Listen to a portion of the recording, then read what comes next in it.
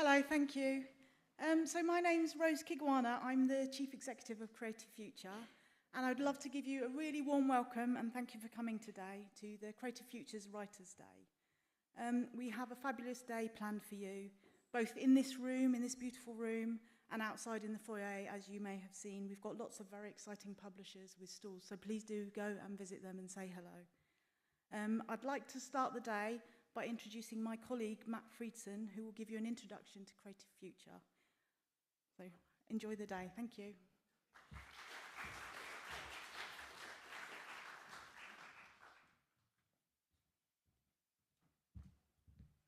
Morning. Thanks for coming today. This event is part of the 11th Creative Future Writers Award. I'd like to let you know all about the program and to encourage you to enter in 2025. So the Writers Award is a free-to-enter annual competition. It's open from January to May. You can enter online by post or by email. The best way to find out about it is to sign up to our newsletter, which you can do in the lobby or on our website. We're looking for work that's unpublished in one category, so fiction or creative nonfiction up to 2,000 words, or poetry up to 50 lines. We don't actually check if you go over by a little bit, like about 5% or so. So yeah, please don't say, does it include the title? Does it include, my thing is 2,001 words. It's fine, please don't worry about it. Your entries can be shorter, which is another question I get a lot. That's fine. Go for that. Short is good. The award is open to all underrepresented writers who are over 18 and live in the UK and haven't published a book in a literary genre. So that means a book of your own in poetry, fiction, or creative nonfiction, even if you're entering in a different genre, but it doesn't include publications in anthologies or magazines, or cookbooks, or if you wrote, Windows 95 for Dummies or whatever. It's a whole single author book. Each annual competition has a theme, but that's just a creative prompt. We just want to see your best work. The best way to get a sense of what we're looking for is to have a look at one of our anthologies, which you can see in the lobby or also on our website. So what do we mean by underrepresented? We do not ask for proof of this, and we've never turned anybody away for being not underrepresented enough. And if you feel that you don't actually fit into any of these categories and you're, big Coldplay fan or whatever, there's many other competitions, but at the same time, we try to keep this as open as possible to reach as many people as possible. So in addition to the competition, the awards program consists of a national and online workshop program and Writers in Residence program, which takes place across the country. Some of the Writers in Residence from this year you'll hear from later today. We have very high-profile judges who help judge the award, like Lem Sisse, Carrie Hudson, Joel Taylor, Anthony Naxaguru, Dorothy Coomson. Showcase event, which was last night for the winners, and Writers' Day, which is, that's this. We publish the anthology. We give out £23,000 in cash and development prizes, and we provide ongoing opportunities, development, and support to the winners. Prizes.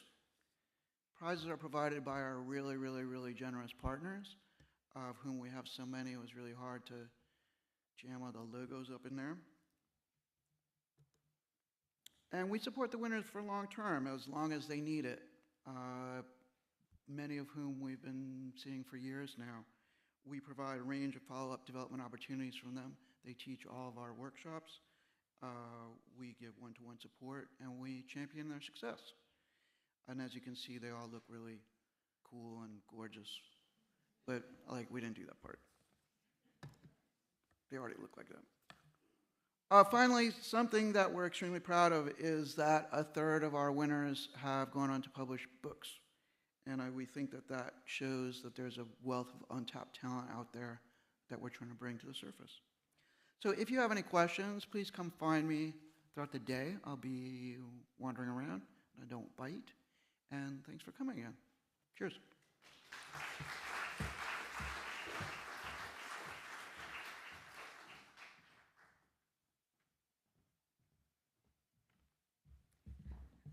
Thank you.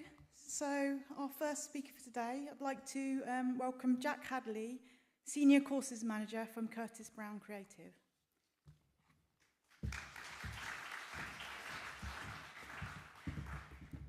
Hi everyone, I'm Jack, I'm the Senior Courses Manager at CBC. I'm Ruby, I'm the Courses Team Assistant at CBC. So really lovely to see you all here. We're going to talk very briefly for about 10 minutes about Curtis Brown Creative, some of the things we do, how we run our courses, and then we'll be out in the foyer area for people that want to come and catch us later and ask any questions about applying for courses or applying for scholarships, anything like that. Just to give some very brief background. So my boss, Anna Davis, she was the founder, she's still the managing director of Curtis Brown Creative. Back in the early 2000s, she was an agent at Curtis Brown, which is one of the big UK talent literary agencies in London. And she was also a novelist, and she over the course of 10 years published 5 books. And she was also teaching at Manchester Uni on the Creative Writing MA there. And I think while she was enjoying that teaching, I think she found the process quite frustrating because the academic rigours of giving people marks, a piece of work being a 68 or a 72 or anything like that, it didn't quite match with the main thing that all the writers who are coming into that process were asking, and that question was, is my work publishable? How do I get it to an agent? How do I take my writing to the next level so I can actually become a professional published author? And I think that she found the university setting didn't quite chime with that. She pitched the idea to Curtis Brown, and in 2011 they launched their first ever 3-month London course. It was in the offices where it used to be in Haymarket. The course went really well. That course actually had Jessie Burton, and she was writing a book which later became The Miniaturist, which became a huge bestseller, with later a BBC adaptation. But on that course there were 4 other students out of the 15 who went on to get a major publishing deal. And it's grown slowly and steadily from there, really. We've now got 240 of our students who've done our selective courses have now gone on to get major publishing deals. So the most successful, most recent of those, you might have heard of Bonnie Garmus, who wrote a book called Lessons in Chemistry. She did our 3-month course in 2019. Her book was published in 2022. It was the biggest debut that year. It's now sold 7 million copies. It was an Apple TV series with Brie Larson, so that was an unbelievable success that came through the course. We've also had Jane Harper, who did our online course. She's probably one of the top Australian crime writers now. She wrote her debut, The Dry, on our online 3-month course. Amelia Hart's Wayward, mentioned Jessie Burton, and there are loads of others that I won't go into now. And also 2024, we've had lots of debuts, lots of big debuts coming through our courses. I'll pass on to Ruby. So our courses can be divided into 2 branches. We have the longer selective entry courses, and then we also run short open enrolment courses, which anyone can sign up to and take part in, and it's offered at a lower price point. So like Jack said, our original courses were novel writing courses, and these still remain our flagship courses. But we've since expanded to offer courses in mediums like TV, screenwriting, memoir, short stories, and poetry. So I think we've got a video about our selective courses, and Jack will say some information about them too. Cool, let's see if the video works. Finished draft, and from polishing to publication, we have been helping writers to achieve their potential since 2011. Hundreds of our students have become successful published authors, many of them represented by the Curtis Brown Agency.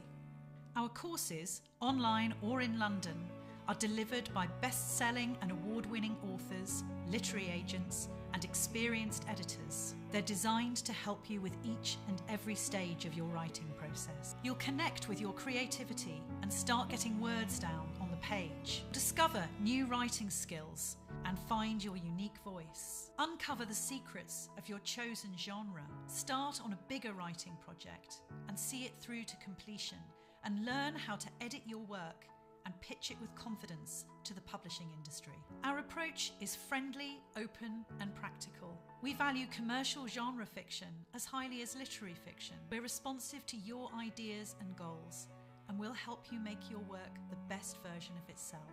We aim to give all our students a great experience and the chance to connect meaningfully with other writers. Many students have found their trusted readers on our courses. Start your writing journey with us today.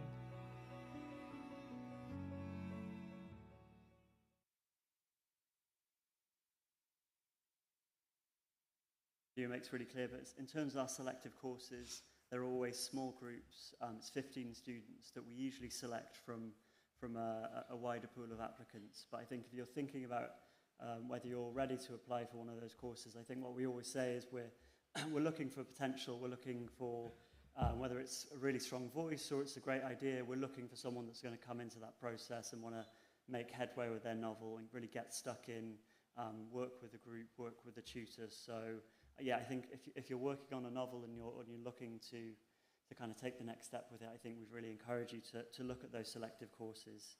All of our tutors are published authors, and they're either sometimes genre specialists, or they're literary fiction writers, or they work in commercial fiction genres. But yeah, as Anna says in the video, we're looking for writers across all genres, all types of writing, and yes, so we'd really encourage you to apply. The other thing just to quickly say is the agents at Curtis Brown are really heavily involved in these selective courses. So whether it's coming in to do tutorials at the end of the course, it's coming in for guest speaker sessions where they'll speak to small groups of students and answer questions about the industry. They're really heavily involved. And then at the end of the process, we do share your work in an anthology with the agents at Curtis Brown. And the agents there are always really hungry and keen to see the new writing that's coming out of the course, and really interested to see what's coming out of it. And they're often either signing students at the end of the course or a bit further down the line once the writers have done a bit more work and ready to submit their full novels. We kind of help them get that across to the agents. So yeah, again, any questions you've got about these courses, do come and chat to us at the end. And we also offer a growing range of online short courses. So these are the open enrollment ones, and these can sort of designed to take you from any stage of your writing process, from if you're just starting to write a novel to editing and pitching it. And then this video trailer should tell you some more about the short courses. Write what you're passionate about, what you feel the need to put on the page. In my own work, I've written a lot about class and the connection between class and culture and education. It's okay to embrace them, to write about the things that keep you awake at night. A short story is wonderfully irresponsible compared to the novel form. You can open up vistas and you do not need to follow through into them. A novel is a bit like the commitment of a long marriage to your subject, whereas a short story is a flirtation. You really need to be interested in what children and young people are interested in. You really want to put in the hard work to learn how to plot, to learn how to develop characters. I don't have inspiration every day. I keep writing and rewriting until there's that click. There's that moment when I think, yes, that's exactly how I want to feel as a reader. So do check out those courses. Those are a bit different to the selective ones. We run them regularly throughout the year. You can join at any time. There's no limit on group sizes. So yeah, that's another kind of bit of what we do that's worth looking at on our website. And yeah, again, ask any questions you've got about them. I'll just talk really briefly about our Breakthrough Writers program, because we're obviously aware that for a lot of people, particularly our kind of big ticket courses, are financially going to be out of reach for a lot of people. So we launched our Breakthrough Writers program in 2020, and this is mainly funding from the agency, so the agents themselves and the agency as a whole putting in money that's then going into this program. We also have a bit of third-party funding as well. But essentially, this is a a range of both scholarships on our selective courses, free mentoring programs, and we are running some free courses as well. So we've got, it's been running for a few years now. We're already seeing some really brilliant success coming through that, and people getting agents, people getting publishing deals. But it's a kind of new thing we're still expanding and growing and developing. So again, do come and talk to us about this, because we've got lots of things running for different groups. We have stuff running for people under a low income. We've got scholarships and mentoring for writers of colour. We have a mentoring program for disabled writers. So there's lots of stuff running across the end of this year and then into 2025. So if you want to ask about stuff we've got coming up, we can kind of let you know, and you can make a note of various application dates and when you might need to get work in. And then finally, I just wanted to talk a little bit about the Discoveries Prize that we run.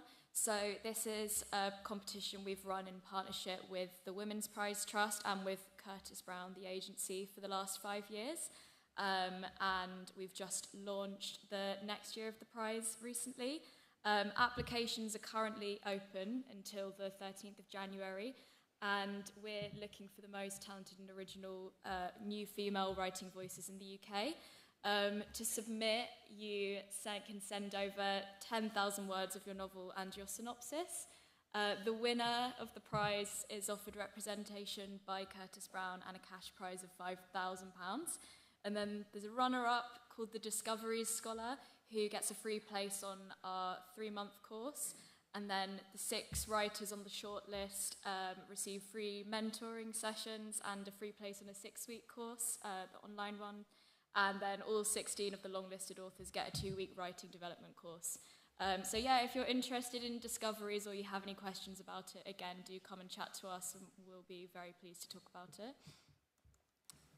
Great. Well, that's it from us. Really lovely to be here and get to talk about Curtis Brown Creative. And hopefully see some of you out in the foyer, and we'll get to chat to you a bit more. Thanks very much. Thank you.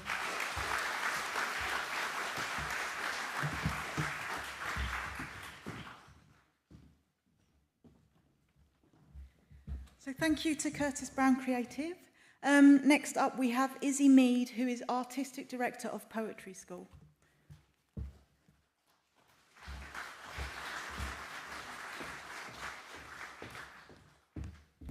Yes, hello. Good morning. It's lovely to be here today. So my name's Izzy. I'm Artistic Director of Poetry School. And because it's a poetry day, I thought I'd start with a poem. This poem is called Streaming, which is, you might have had when you were at school, which is where you rank students according to their ability. So you have set 1 for the top achieving students, you have set 2, set 3, set 4 for the bottom achieving students. So streaming. I'm in the bottom stream, which means I'm not bright. Don't like reading, can't hardly write. But all these divisions aren't really fair. Look at the cemetery, no stream in there. So that's by Roger McGough. So I thought I'd start by reminding us all of our mortality, to be quite nice and positive. But really, I really love this poem, because what I really love about adult education is the fact that you're not just allotted where you are. It's your choice to join a course if you want to join a course. Poetry is the most democratic of art forms. Everyone has something to say, and what everyone has to say is valued. And just like learning an instrument, poetry can be taught, and everyone has the right to have that craft taught to them. So Poetry School was founded in 1997 by 3 amazing poets, Mimi Calvati, Jane Duran and Pascal Petit, with the idea that poetry can be taught and everyone should be able to access the craft of poetry. And at the time, this was quite groundbreaking, although there's lots and lots of workshops now. But we've been going since 1997 and have grown and grown and grown. So there are all sorts of courses, all different shapes and sizes. I myself, I've been a student since, about 2008 myself. So I've really got that kind of passion for the poetry school, as a student. And I know how wonderful and transformative it is. So we have courses which are 3 terms, so you have 30 weeks of courses, beginners, intermediate, advanced, but that's you deciding which kind of level you might be at. So there's entrance courses called Starting to Write Poetry. There's also one-day courses. There's also anything in between. So some may be really, really long and extensive with several intermittent and, different meetups, and some might be just one day, some might be 3 weeks, and they're all kinds of shapes and sizes to fit everyone's commitments if they have quite a busy schedule. We're also a talent development agency, so the idea is that we create this glorious ecosystem where you're a student of poetry, but you can also become a tutor of poetry. So all of our tutors are poets. That's the idea behind it, that you've had that experience yourself and you're having that real insight, and therefore we're creating a kind of mycelium. And this is what really makes our courses wonderful and interesting, because as well as having one-to-one feedback sessions, a standard kind of this is how to write a sonnet session, craft sessions, and so on, we also really lean into the integrity of the poet, the individual poet, and they design courses themselves which they pitch. So this is an example of some of the courses that we've got going this term. So Birds and Birdsong Studio. This is something that's a one-off, but one tutor really had a passion for writing about that, and therefore they created a course behind it. And this is really amazing for our students too, because maybe they never thought about writing about birdsong, but by having that new encounter and that new perspective, that broadened their interest and it refreshed their writing. We really, really have a big emphasis on community. So you learn from the poets next to you, you learn from the poets who are teaching you, and you really experience that validation and that really high quality feedback that comes from being within this lovely community. So we have an amazing loyalty base. People come to the poetry school and they just book year after year because they know that these different insights, these different ideas for stimuli will help expand their writing too. We also have Campus, which is apparently, I have to say apparently, the world's largest social network, dedicated exclusively to poetry. So it's, this might not be true. It was written a while ago. But it is a wonderful resource in which people from anywhere around the world can post their poems and people can respond to them, give feedback, and this is quality feedback from professionals in the industry and from very experienced students as well. As well as this, we do lots and lots of other projects. We have an MA in writing poetry, which started 10 years ago and has gone from strength to strength. And these are our tutors. It's taught by Glyn Maxwell and Meryl Pugh at the moment, and we also have guest tutors as well. And one of them, Roy McFarlane, who's just in the corner there, he's one of our alumni from the MA in writing poetry. This might seem a bit grand, but we do have a huge scholarship scheme, thanks to our generous funders, and we also make sure that 20% of our courses have bursary as well. And you don't need to have the evidence for the bursary, you just need to ask for the bursary on the poetry school.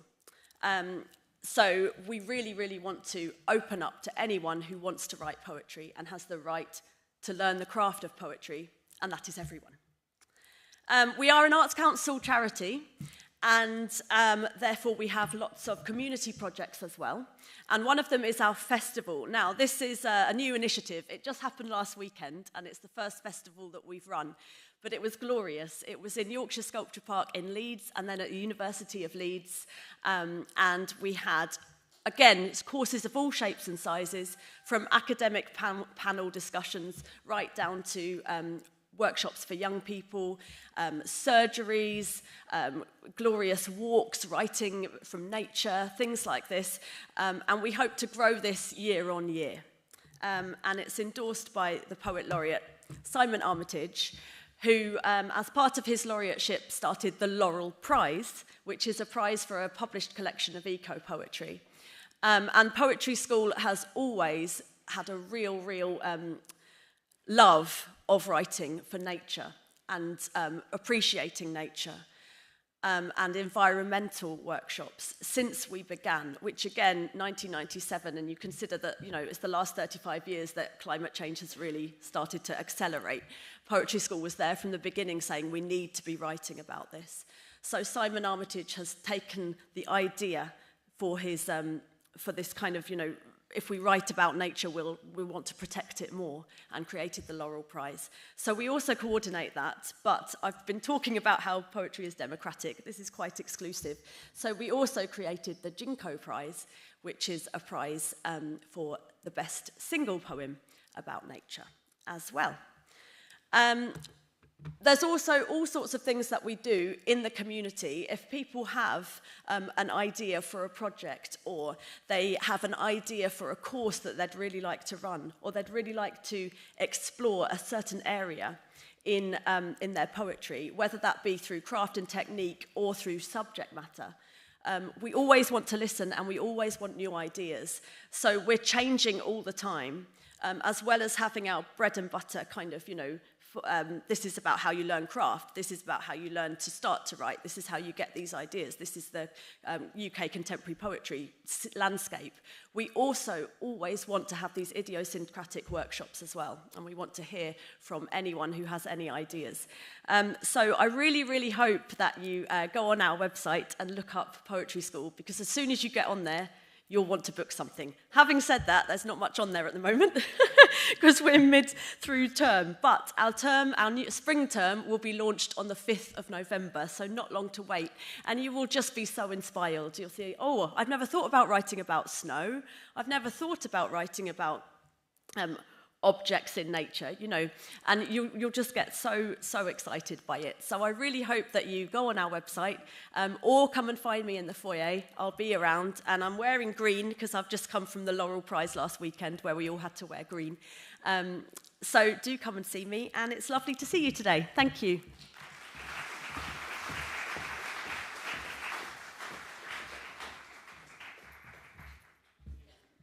So thank you, Izzy Mead from Poetry School. So next up we have Joey Connolly, who's Director of Faber Academy. Welcome, Joey.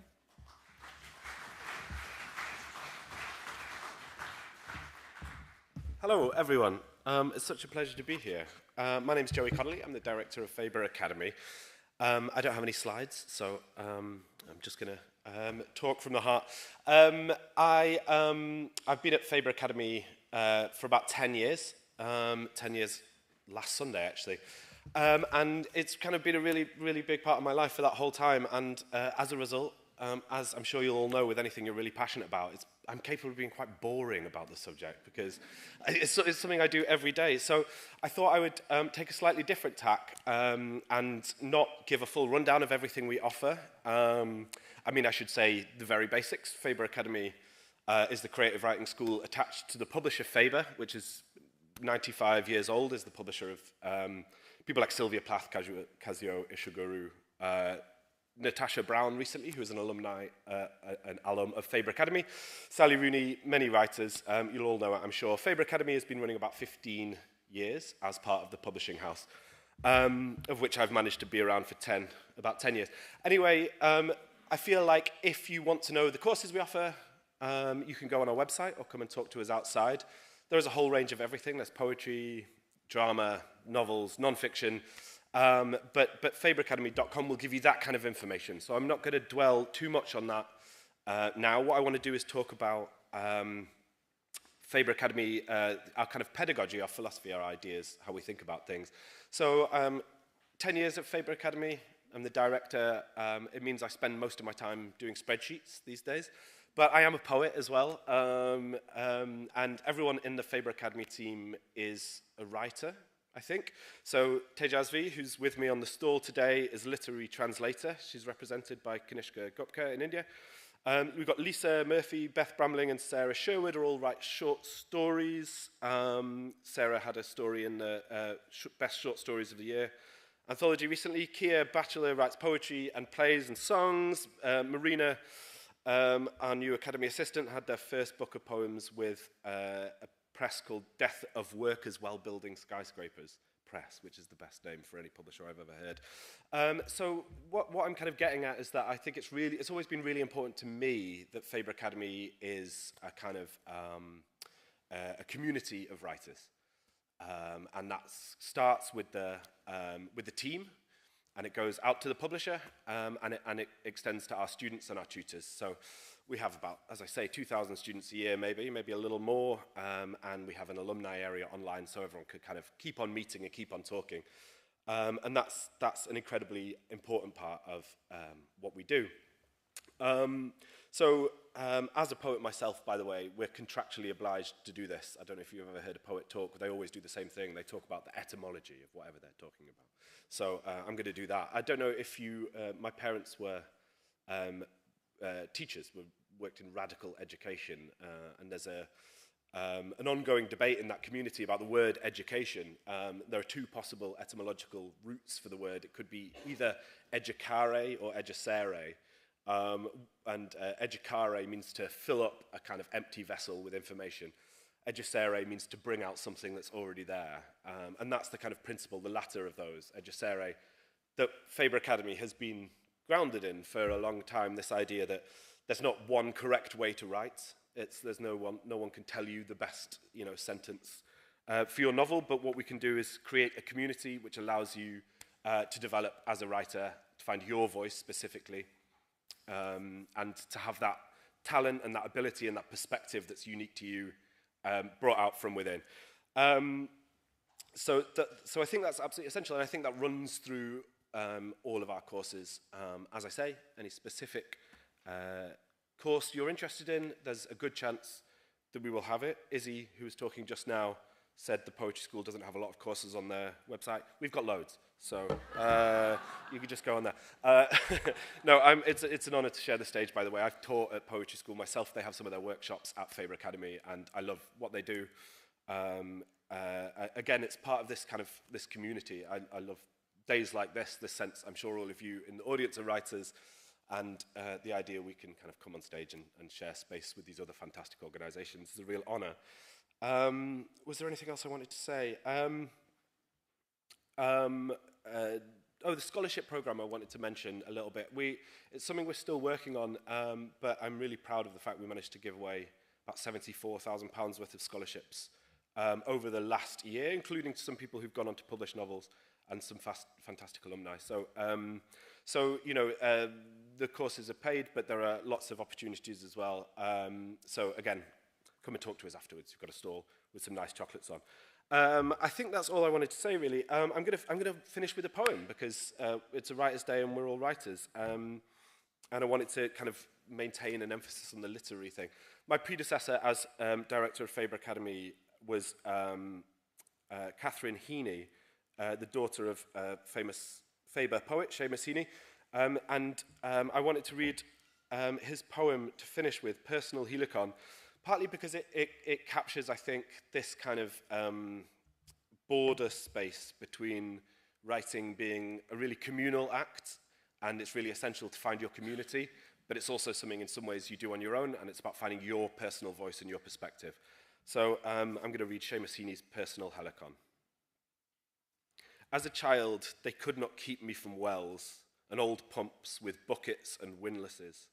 I loved the dark drop, the trapped sky, the smells of waterweed, fungus, and dank moss. Once, in a brickyard with a rotted board top, I savoured the rich crash when a bucket plummeted down at the end of a rope, so deep you saw no reflection in it. A shallow one under a dry stone ditch, fructified like any aquarium. When you dragged out long roots from the soft mulch, a white face hovered over the bottom. Others had echoes, gave back your own call with clean, new music in it. And one was scarcesome, for there, out of ferns and tall foxgloves, a rat slapped across my reflection. Now to pry into roots, to finger slime, to stare big-eyed Narcissus into some spring is beneath all adult dignity. I rhyme to see myself, to set the darkness echoing. Thank you.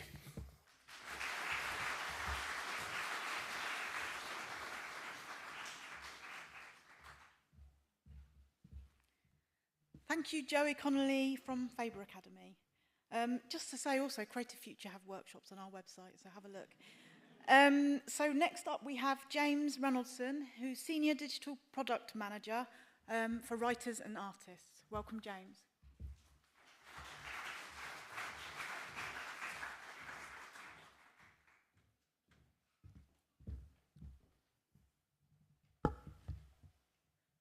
Hello.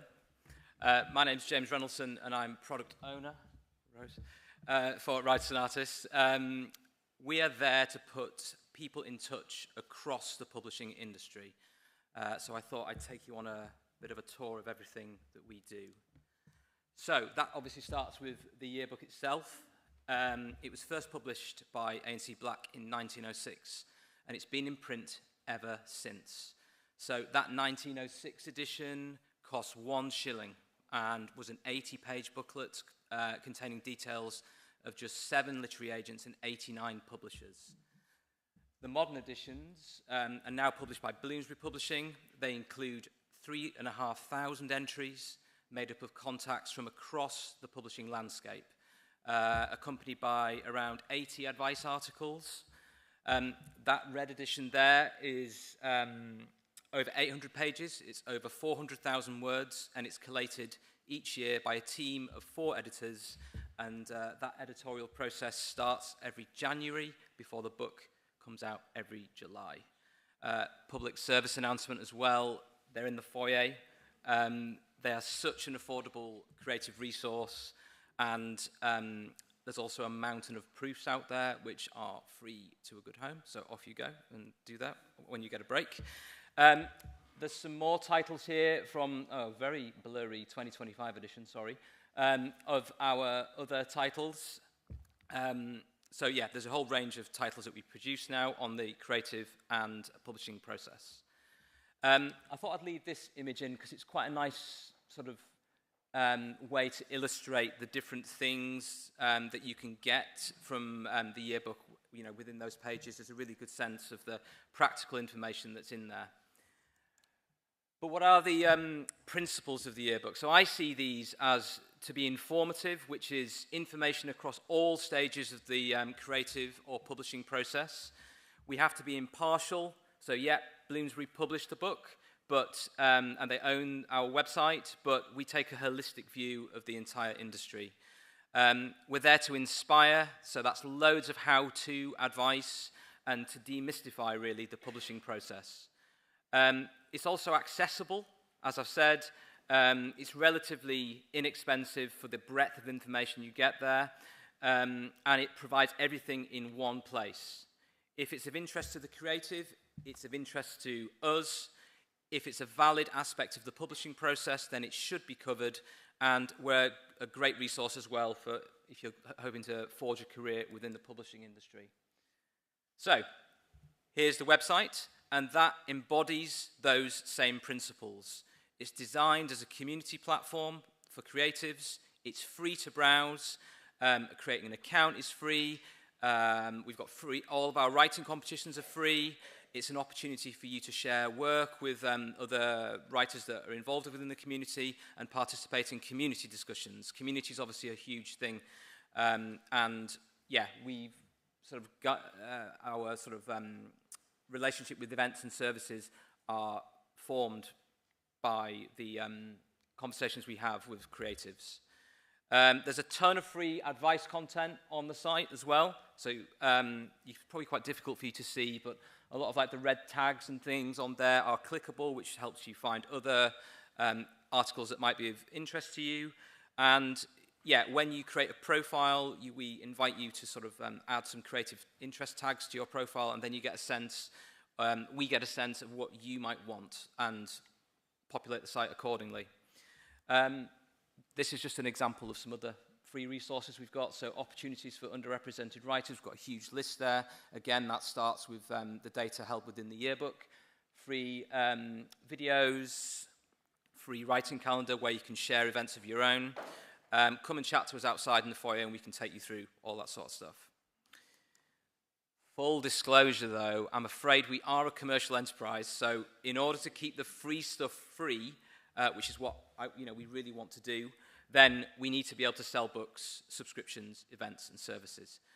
What we've been careful to do, though, particularly with events, is we offer a real range of price points. So we've held events over the past year to two with starting at £1 or £5 for entry, and the proceeds of which have gone to charity.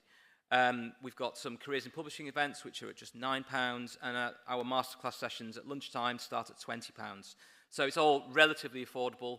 We also work with organisations such as Creative Future, but also other literary organisations and charities where we offer audience-specific discounts. So it's well worth joining the site and keeping an eye on what we've got on offer. The same sort of thing applies to editing services as well. That's what we do. You can have a look on the website. We offer a real range of price points and, where possible, some financial assistance as well. So, which leads me on nicely to the Accessible to All initiative that we've got. So, yeah, we're obviously pragmatic about what we need to do to hit whatever financial targets we need to hit, but I think it would go completely against the grain of what we offer in terms of, if we go back to the principles of the yearbook, for us not to be able to make sure that what we do is available to the creative community as a whole. So Accessible to All was introduced a few years ago. We set aside £4,000 each year for financial assistance towards events, courses and editing services. So alongside that, the free access, the free writing competitions, and we're sort of very keen to run payment plan options as well. We do what we can to make sure that everything we do is available to as many people as possible. Which takes me on to this last point, which I think would be of real interest to you guys if you're in the midst of seeking literary agent representation. Agent Pages is a new subscription area of the site. It goes beyond what we do within the yearbook itself. So that's 500 pages dedicated to literary agent profiles. And it's really been a catalyst for change in terms of our pricing model for subscriptions. Again, you can take a look on the website, but yeah, it's super affordable. Pricing just £11.10 for a 3-month subscription to what is a core subscription, and then you can add on Agent Pages, which is just £2.80. So yeah, a really great way for you to take that next step when it comes to the publishing process. Please do come and see us in the foyer. There's me and my team out there. We all work incredibly hard to make sure these things happen, and we take your feedback personally, so come and have a chat to us, and we'd love to hear from you about what you want and what we don't do. We're open to suggestions. Thanks for your time today, and have a great rest of your day.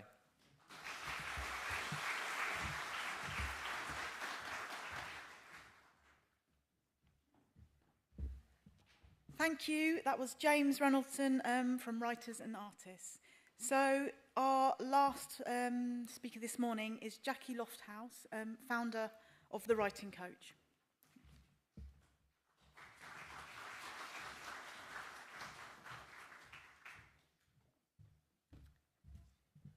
Hello, it's so good to be here and to be in a room with so many writers, which is always just incredibly wonderful space to be in. And at the end of the day, it's very much about you guys here and what you are individually producing as a writer. And just to introduce myself, I'm Jackie Lofthouse. I'm originally a novelist, published with Penguin and Bloomsbury back in 1995, 2000. And I trained after that as a life coach in those days when that was a kind of new thing. And I was going to keep it really separate from my writing, but inevitably what happened is that I attracted people who were writers. So the Writing Coach was founded, and what we're really about is very much about the holistic sense of who you are as a writer. So we have a coaching-based approach. We offer mentoring for writers. We also offer manuscript assessment, and everybody today has talked about community. I'll talk about ours as well, which is called the literary community and how that works. So I'm very much guided by that sense of how we can be more confident as writers. I talk to a lot of writers who feel disempowered, who get stuck in their projects, and I think there's also that sense of that big publishing world out there. I'm sure you're all very familiar with that sense of how do I break through, how do I get my book into print. Many of you here may also be published authors, of course, and we work with a lot of published authors taking their careers to the next level. I love to be guided by this quote. Whenever I read it aloud, I always nearly cry, so let's see if I can do it. It's by Martha Graham, the choreographer. There is a vitality, a life force, an energy, a quickening that is translated through you into action. And because there is only one of you in all time, this expression is unique. And if you block it, it will never exist through any other medium and will be lost. And I ask you, if you are a writer in the room today, to really hold on to that. Because a lot of people, I think, come along to us and they say, you know, why? What's different about my work? There's so many writers out there. And I think if you come back to that and think about what it is, who you are, and what it is that you have to say, even if you feel that your book is unfinished or your skill level isn't there yet, I always say that you can afford to be confident for many reasons. First, because of that sense of uniqueness in your individual journey that's so different to other people's. But also, if you take your writing seriously, which I ask you to do because your voice really does matter, then you will work on your craft and you will do what is needed. And when your book is ready or your work is ready for the world, the next piece of that is, if you develop that belief, is that you will have the persistence that's required to help your work come to market. And I say that as someone who's seen many, many sides of the industry, as somebody who has been published by the top publishers, but also somebody who's faced rejection along the way as well. And was it my third novel was rejected all around in the UK, but it found a Dutch publisher because my second novel had been a bestseller in Holland and sold 100,000 copies. And I always say of that novel, do you know, how do you look at that? Do you look at that as a failure because nobody in the UK wanted it? Or do you think about all of those Dutch readers who are loving to read that book? And I've subsequently been with small publishers. I've also got a small publishing imprint. We've just released an anthology of our clients' work called The 10, so we've got copies of that outside if you'd like to take a look.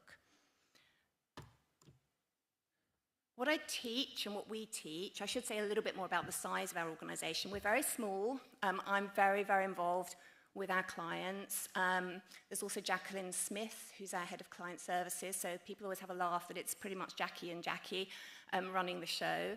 But we've got a lot of mentors on our team in all genres. So, for example, we've got playwrights, we've got poets, children's authors, and we've also mentored many, many writers through to publication. And what we teach is this sense of how you become a writer of impact. Firstly, through what I call devotion. That's just what I was talking about, that sense of the mindset, the who you are, and what you need to do to develop that mindset that you are going to see this project through, and you're going to believe in yourself, and you're going to form that community around you. The alchemy is the craft of fiction. This isn't just about mindset, of course it's not. It's about you learning to be an incredible writer and really getting those skills that you need to make your book as good as it can be. And obviously, we work with you on that too. And the connection is about connection with other writers in the community, and I'll talk a bit more about that in a moment, with readers, how you connect with your readers. We talk a lot about how to market your work, how to find your audience, and also about your connection with the industry and what you can do to make that really work. And we've got great connections with the agents, and when books are ready, and we know they're ready, we also do submissions to literary agents on behalf of our clients. This is just a really small selection of the many, many books that have been published by people in our community. So I won't talk you through all of them, but you can see there's a real range of genres there, from artificial wisdom's a great example, actually, one of our clients, Tom Weaver, who self-published originally, did the round of agents. I loved the book from the beginning. It was really kind of, this is an incredible book. Why are these agents not taking it up? Tom published himself, put everything into the marketing, and then it took off. And now Penguin Random House have just offered him a big deal. And it's such an amazing story of, you know, not underestimating the power of that self-belief. Af Marseille, Just Say Cancer, is an incredible book about, it's a very, very humorous book. He's also a previous stand-up comedian about his cancer journey with testicular cancer. But it's really written for men. And again, he's done wonders bringing that book out. But we've also got the more traditionally published books, which I'll talk about later. We've got Julia Crouch with Cuckoo, for example. You'll see a bit more about her in a moment. Dark Water was published through my imprint, Nightingale Editions, Judith May Evans, Colours of Sienna, lots of wonderful, wonderful books there. Something that we, I think, do like to do differently is, because we're small, we can have that individual connection with the writers that we work with. So some of these images here are, we have outings, basically. So the one on the left is a trip we did to Kew Gardens with our clients. Also the one on the right was a subsequent trip to Kew Gardens. I live fairly near to there, so it's a really lovely place to meet writers, to get to know them. And the top right, that's Ari and Judith. I think Ari's watching today, maybe Judith is too. Hello, if you're watching from home. But they came to our Getting Published Day, which we do once a year, whether you can come along and meet the agents. And the one in the middle was just a general literary community day out. We went to the National Portrait Gallery, we had a spot of lunch, a lovely walk in St James's Park.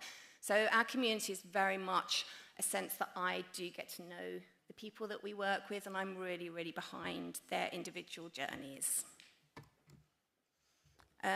This is just a little testimonial from Julia Crouch, who I mentioned, who published Cuckoo.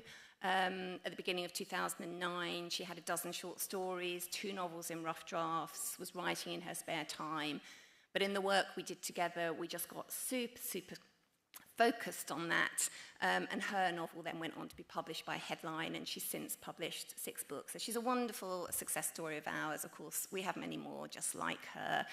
And, you know, when I think about people like Africa Green, who maybe is also watching today, she's the drummer for the Pet Shop Boys on tour, which is just incredible. But when she first came to us, she'd never written a book before, and she's written an incredible memoir, which was accepted by a small publisher, 404 Inc., quite recently. It's quite a complex story, but we're just incredibly proud of her for getting her truth on the page. And she'll say herself, you know, when she came to me, she just had sort of GCSE English. I think maybe she didn't have that, or she did just have that, but she hadn't taken her education in writing further, and it's just been such a wonderful journey. The literary community, that is our online community, effectively. So we do one-to-one mentoring, just really briefly. We do one-to-one mentoring over a course of 3 months, 6 months, or a year, sometimes with me, but more often these days with one of my team. And over the year, you get that kind of more holistic mentoring, but also if you go for the year program, you can write a full book over the year with feedback on your work. We also do one-off manuscript appraisals, but the literary community is, I'd say, the heart of what we do. It's a monthly membership. There's an online literary salon. There are live classes with mainly with me, but maybe 2 or 3 a month will be with me, a couple with our other tutors in specific genres, aspects of craft. But again, we do cover the mindset in those lessons, and we also cover the industry awareness, the marketing, etc. And some people take that to the next level and join the mastermind, which also has more classes in industry. It's got a small pod of 7 writers, so you get to know your pod really well, and extra feedback on your work. And I don't have a slide for it, but we also have a small membership, Scribe, where you get write-ins every week. You get to come along and write live with us. So if you've got problems with, or issues or challenges, I should say, with accountability, it's great to just come along, write live with us on Zoom once a week, and also chat in the salon. And you can always ask me many questions in the salon. And Scribe's just £7 a month. It's a really good starter place if you want to, to join us and be part of our community. Yeah, we support you deeply. I think that's a really big, important message for us, from that first draft right through to developing your brand. And I think, one of the most important things I really want to say to all of you, if you're just beginning a book, or if you've finished one, or maybe you're struggling with that difficult second book, is just to come back to that sense of remembering why you're doing this, that actually it does matter. You've got something to say. And I always think of one of the wonders of writing is that we've all got all this stuff in our head, and it's kind of everywhere, and it's big and it's enormous, but what happens in the process of writing, it's distilled and it's layered, and it's okay to write messy first drafts, because you can come back and you can make it better, and you can make it eventually into that work that you really want it to be. So do hold on to that it is a process, and that you can get your work out there, or if you've already published, you can get your work out there again. You can take yourself seriously as a writer. You deserve to take yourself seriously as a writer. And we've also got a day coming up. It's not on our website yet, called Developing Your Novel, but outside on our stand today, we've got, if you sign up for our newsletter, you'll get details about the Developing Your Novel or Memoir Day, and I can send you a link which is going to offer half price to everyone who is here at Creative Futures for that one-off online day. If you just want to get beyond that point of stuckness, you can use the code, just use the code Creative Futures, all capital, Creative Future, all caps, if you are interested in that course with us. But I think most importantly of all, I would say is, the competition. It's a prize draw. We're going to take one name out of the hat, and we're going to offer that person feedback on 7,000 words of their writing work, with a report and a one-to-one session. Might be with me, might be with somebody on the team. So do pop along to our stand. And we also have chocolate as well, so that's a nice little addition. I think that's pretty much it from us. I hope that all of you have just a really special day today. Take your time getting to know all the organisations, and I know that you'll all enjoy the agent talks and those with the writers who've done so well through Creative Futures. And I just want to say as well a big thank you to Creative Future for hosting this day for all of us. I came to the readings last night, if any of you were there, and the writing was just incredible. I felt so privileged to be in the room with so many diverse writers who had such important messages, such brilliant words. We had laughter, we had tears, we had wonderful personal stories. And yeah, so thank you to them. And also I forgot to say, if you are on our newsletter, we also do scholarships every January for the literary community. So we also offer 3 individual places for underrepresented writers each January. So also do look out for that. But thank you so much for listening today, and I hope you'll have a wonderful day.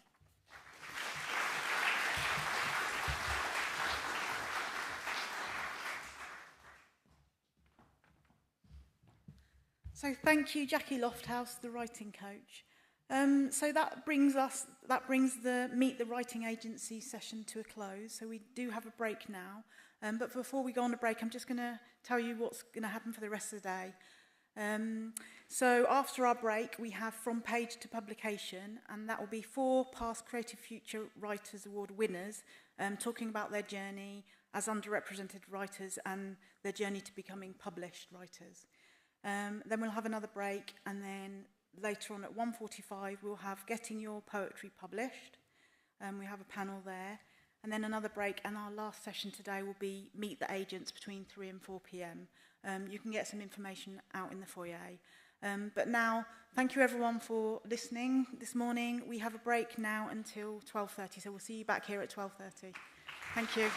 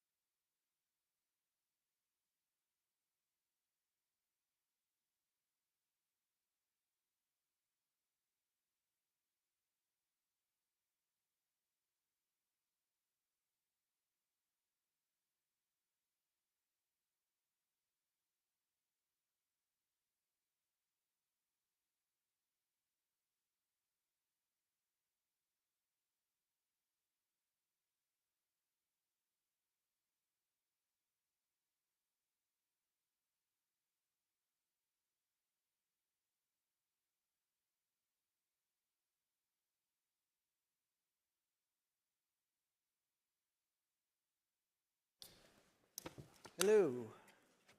Can you hear me okay? Thanks for coming back. So today we have 4 past winners of the Creative Future Writers Award to talk a bit about their journeys to getting published. We have Iqbal Hussain, whose debut novel Northern Boy was published in June by Unbound First, and his short stories have won Writing Magazine's Grand Flash competition and also the Faber Festival of Art and Literature.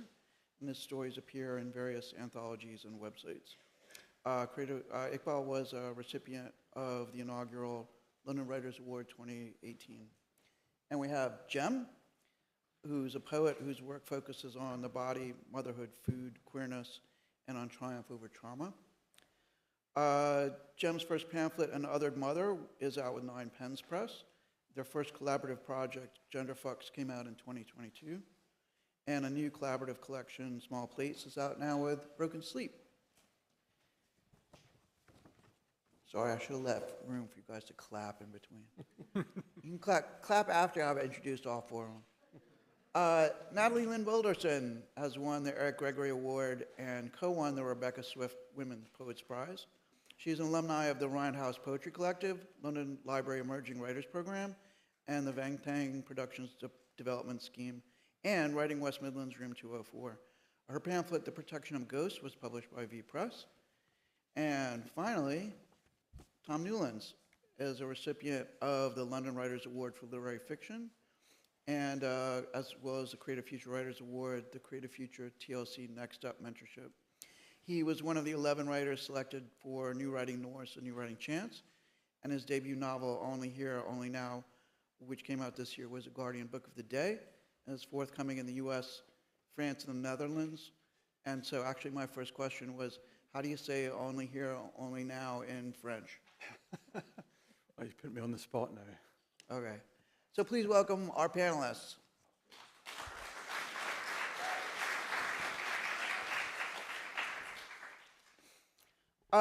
So I thought we'd just start by, if you guys give a quick overview of your journey to getting published. Who you want to start? Whoever wants to start. I guess I'll start. So I originally did a master's in creative writing at York St John University, and 2 weeks after I handed in my dissertation, I got my first job as a junior copywriter in tech, which basically meant for 8 years I didn't do any creative writing. I was writing about data centers, I was writing about all sorts of boring stuff, and basically all my words went on that. So I kind of did the odd poem here and there, but that was it. But then when COVID hit, and I couldn't go to the pub anymore, I was like, well, I need to do something. And I started writing. I joined one writer's class. I joined another writer's class. I found some amazing people to write with. And from there, we kind of all egged each other on until, yeah, my first book was a collaborative book written with one of those people in that group, John Kinsman, and another person, JP Seabright, who I'd met in a poetry reading club that was formed on Twitter. And I was basically riding their coattails. I thought they were brilliant poets, and this opportunity came up from 9 Pens Press, called the 9 series, where everybody, you got together with 2 other poets and you had to write 9 poems. Now, I was like, well this sounds like a great project. I got together with John and JP, and we wrote a series of poems about gender. But it was a really fun experiment. It was really playful. So we each wrote a poem, and then we wrote a poem based on the other person's poem, and the other and through that, wrote something absolutely incredible.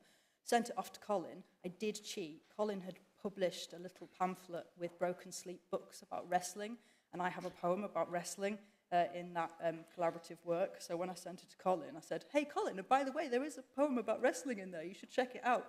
And I think he accepted it after about 7 hours. So yeah, that's one of my pro tips, is know what your publisher likes and just mention it in the email that you send off. And also write about wrestling. And write about wrestling if you want to get in with Colin, yeah. Okay. Thanks. Yeah, I can go. Okay, so I took a creative writing module during my undergrad degree, and that was the first time I was introduced to kind of living contemporary women of colour poets, and that was the first time that I felt like myself and my preoccupations were reflected in the poetry world. So being inspired by these poets' work was really my way in as a writer. And then after I graduated, I moved to London for work, and I went to just as many poetry events as I could, the free ones. I also joined a stanza group, which is a free peer-to-peer feedback group. And you can find your local one on the Poetry Society website, if that's useful to anyone. And then what else did I do? Oh yeah, and then after a while of getting this free peer feedback, which was really great, I got the confidence to start submitting to journals that I thought might suit my work, and also prizes like the Creative Future Writers Award. And also one of the early places that I submitted to was Young Poets Network, which caters to 18 to 25-year-olds and sets a lot of really great challenges and puts out a lot of resources and prompts. So I'd really recommend that. And then I placed in the Creative Future competition, and that gave me the confidence to submit to V-Press with my debut pamphlet, and they accepted it, and yeah, I was fortunate enough to get reviewed off the back of that. Thanks. Yeah, well, I started writing during the pandemic. I was given 3 months furlough from my job. I had a really shit job, and I was desperate to get out of it. And I thought I would just try and do something different, do something creative. So I didn't come from a writing background. I didn't go to university. And so sitting down at a laptop was a very alien thing to me, and writing in that way. And it was I had about 1,000 or 2,000 words only when I entered them into the Creative Future competition. And I placed 4th in that competition, which was beyond my wildest dreams at that point. And that really got the ball rolling, and I kept writing, I kept entering at various places, and eventually I gained a few other places on courses by Spread the Word, New Writing North, Curtis Brown, and all that time, I was building the manuscript, I was writing, and eventually I was spotted by my agent, and the rest is history. And my novel came out this summer. Hi all. So my background is as a journalist. So I worked as a journalist for about 8-9 years. And then probably about 2018, I thought, let's try and write something different. So let's try and write fiction. So I'd always had an idea about writing something a bit semi-autobiographical about a young boy growing up in the north of England in 1981, a bit like Billy Elliot, a bit like Bend It Like Beckham, East is East, those kind of stories. You write about what you know, I think, for your first book, and then entered the competition at Creative Futures, and I got placed on that in the gold category. That gave me a huge amount of confidence, as you guys have said. An amazing competition, by the way, that's free to enter every year. So if you get a chance, you've got nothing to lose, literally. And then I started on the London Writers Award in 2019, I think that was. Again, it was free to enter, and they picked 30 writers at the time who were writing fiction, poetry, non-fiction. And I think just by doing those things, those kind of freely available courses and schemes, if you come from a working class background, you're not used to going on these very expensive courses that you can do for Curtis Brown, who are absolutely fine. Faber is another one. They know what they're doing, but my goodness, they're not cheap. You could be taking an MA in creative writing, but you really don't need to. I think as long as you've got something to say and you want to write it in whatever form you feel comfortable in, you just go ahead and do it. And there's opportunities out there if you want them that do not cost the earth. So my book, Northern Boy, came out in June of this year, and it's been a real delight seeing it on bookshelves. And these guys, Matt and the whole team, have been so supportive. So honestly, if a boy from Blackburn, Lancashire can see his book in Waterstones, so can you. So just believe in yourself and your words. Thanks. So the second question was, I don't know whether we should do the positive or the negative one first. Let's do the bad one. What were the biggest barriers for you as a writer and getting to the point where you are now? I think time and money for me, and I think those are two of the things which we don't speak about a lot. You know, any creative project, you know, you can only sit at a laptop chipping away at it for so long. You do need to put distance between yourself and what you're doing, and you do need to have that luxury of daydreaming, of walking, of thinking things over. And of course, so many people don't have that. You know, they've got jobs, they've got caring responsibilities. Myself, I'm autistic, I'm disabled. It was very difficult for me to hold down a job and then tackle a creative project at the weekend or in the evenings. And so I was really lucky that I did what I did when furlough came along. That gave me the time and the space to really sit down and think about something on quite a big scale. I would say just not knowing where things are. So, for example, when I first started, I didn't really know where to look to read good free poetry. And actually there is a lot online, but you need people to signpost you to that. And also not knowing where the free feedback is, because like the others have said, so many courses are so expensive. But yeah, someone had to tell me about the Stanza group that is, you know, accessible all over the country. And yeah, I think that like that's another barrier, is not being able to get feedback. And yeah, one way around that is development programs, but you do have to know about them and be able to find them. And I think just maybe for me, the third barrier is maybe lack of confidence, because sometimes I think it can feel like the kind of people who get published are maybe like very much in the world already, and you might feel a bit like an outsider. But yeah, I think that having met so many people who came at it from different angles, it really showed me that there's just not just one way to do things. So you don't necessarily have to go and get that PhD to get noticed or whatever. There's other ways. I would say for me, the real barriers seem to be all the gatekeepers that you come across. So first of all, if you write a book, that's great, but it's the first stage of your journey. Then you've got to normally find an agent who will take you on, who will then take your book and edit it with you, and then they'll go to all the publishers and try and sell your book. But finding the agent can be really difficult because they get literally hundreds of entries every week. So you do need this amazing self-belief that your words matter. And then once you get the agent, you think, it's all fine and dandy, I'm going to be published, but no, because then it has to go out to the publishers, and then they're also gatekeepers because they have their personal tastes. They have ideas as to what they think is going to sell, what they think the average reader is going to want to read. And if your book is set in a world like a Pakistani household in 1981 in a former mill town, that doesn't, for them, signal something that they can sell, even though readers like books like East is East and Bend It Like Beckham and all the other things. So, but it's that incredible belief in yourself that you mustn't ever let go of, because you're going to get knockbacks until somebody picks you up, somebody signs you up, somebody snaps up your book, you win a competition or whatever it is. It was all those different gatekeepers over which you have very little control. All you can control is your writing and just making yourself write the best that you can. I think for me, the biggest barrier for writing was twofold. It's poverty.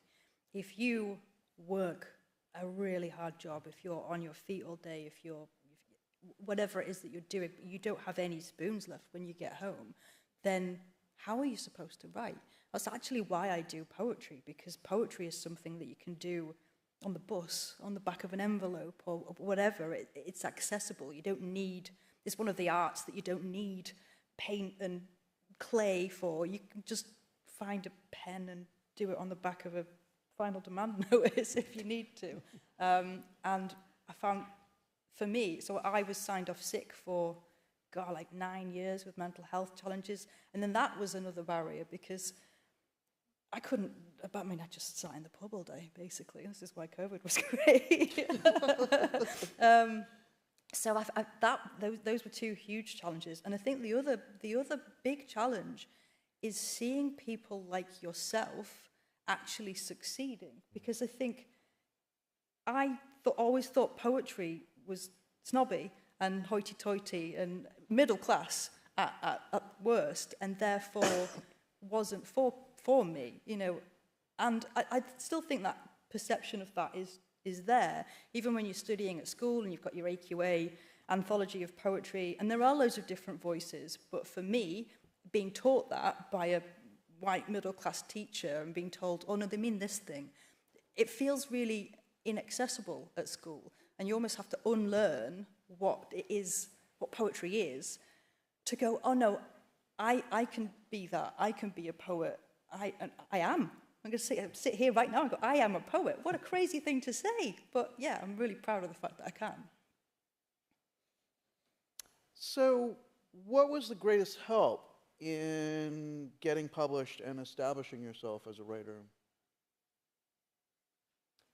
For me, it was definitely having organisations like Creative Future spread the word, believing in me, because by winning a competition, say, or you get placed, or you get called in for an interview, these are all really good affirmations that other people believe in your words. Because you can ask your friends, you can ask your boyfriend, your girlfriend, can they read your story or your poem or your book?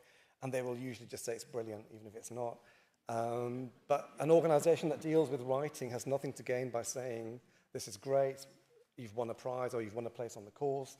So for me, it was always that affirmation from an external organisation that I respected, that I believed mattered. That's what really gave me confidence. And I thought, okay, I can do this. So I used to write articles. Now I can write fiction. I can switch. And just seeing more and more people from my background who were then publishing books. As you say, it's really difficult. If you don't see people who look like you reflected in the books that you read, or the TV that you watch, or the poetry that you analyse, it's very hard to see where you fit in. And the mainstream publishing industry still has, I believe, difficulty sometimes in seeing that other voices are just as valid. And as much as they want to hear new voices and new takes on things, often you feel that they just want more of the same. So it's really important that we fight against that and just say, no, there is a market for a book about something that seems very outsidery, but really isn't, because the experiences within the book, I think, are quite universal. So yeah, just having external belief for me. Yeah, I mean, I would agree totally with what Iqbal says, and I was on many of the same courses that he was. You know, for underrepresented voices, for people on a low income, for disabled writers such as myself. And I think if you want to get a project off the ground, if you want to write a book, if you want to publish something, momentum is very important. And it's very difficult to generate momentum if you don't have connections and if you don't see people like yourself out there writing. And I think, you know, organisations like Creative Future, like Spread the Word, Curtis Brown, I was put in touch with so many other people who were at a similar stage to me and from a similar background to me, and they were brilliant writers. And it gave me something to aspire to, and it gave me support. And all of a sudden I found that I had that momentum. I wasn't sitting alone with my laptop anymore. I had other people on my side. And it's amazing to see how something can build and generate from nothing. I think for me, social media, like, genuinely was astounding. And, you know, curse Elon Musk for taking Twitter away from us. I think he's done the world a massive disservice, because it was on Twitter that I met writers that looked like me, that we built out our poetry reading club. I mean, it's fine. We've got one on WhatsApp now, and I've got Instagram now, but it's not the same, that immediacy that Twitter was, where you could go, I'm thinking about this thing.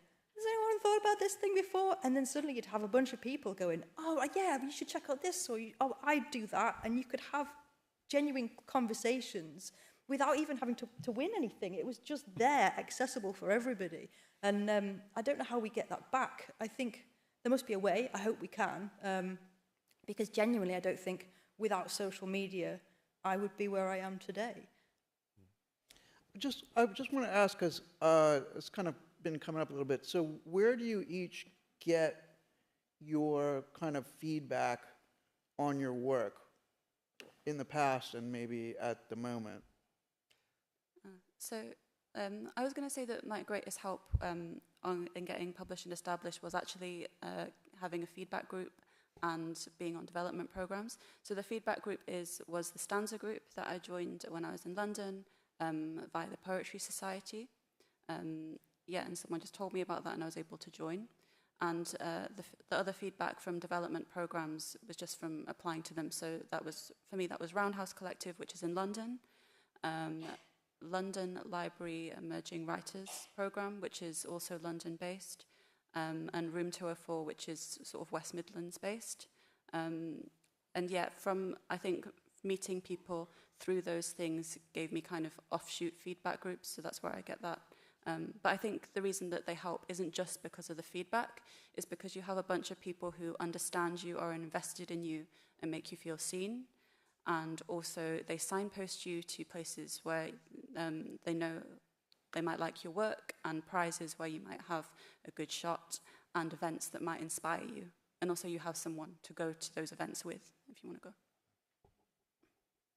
I just found a bunch of nerds locally. I'm in a group called Brave Words, which is my friend Chris's theatre group that he does for kids.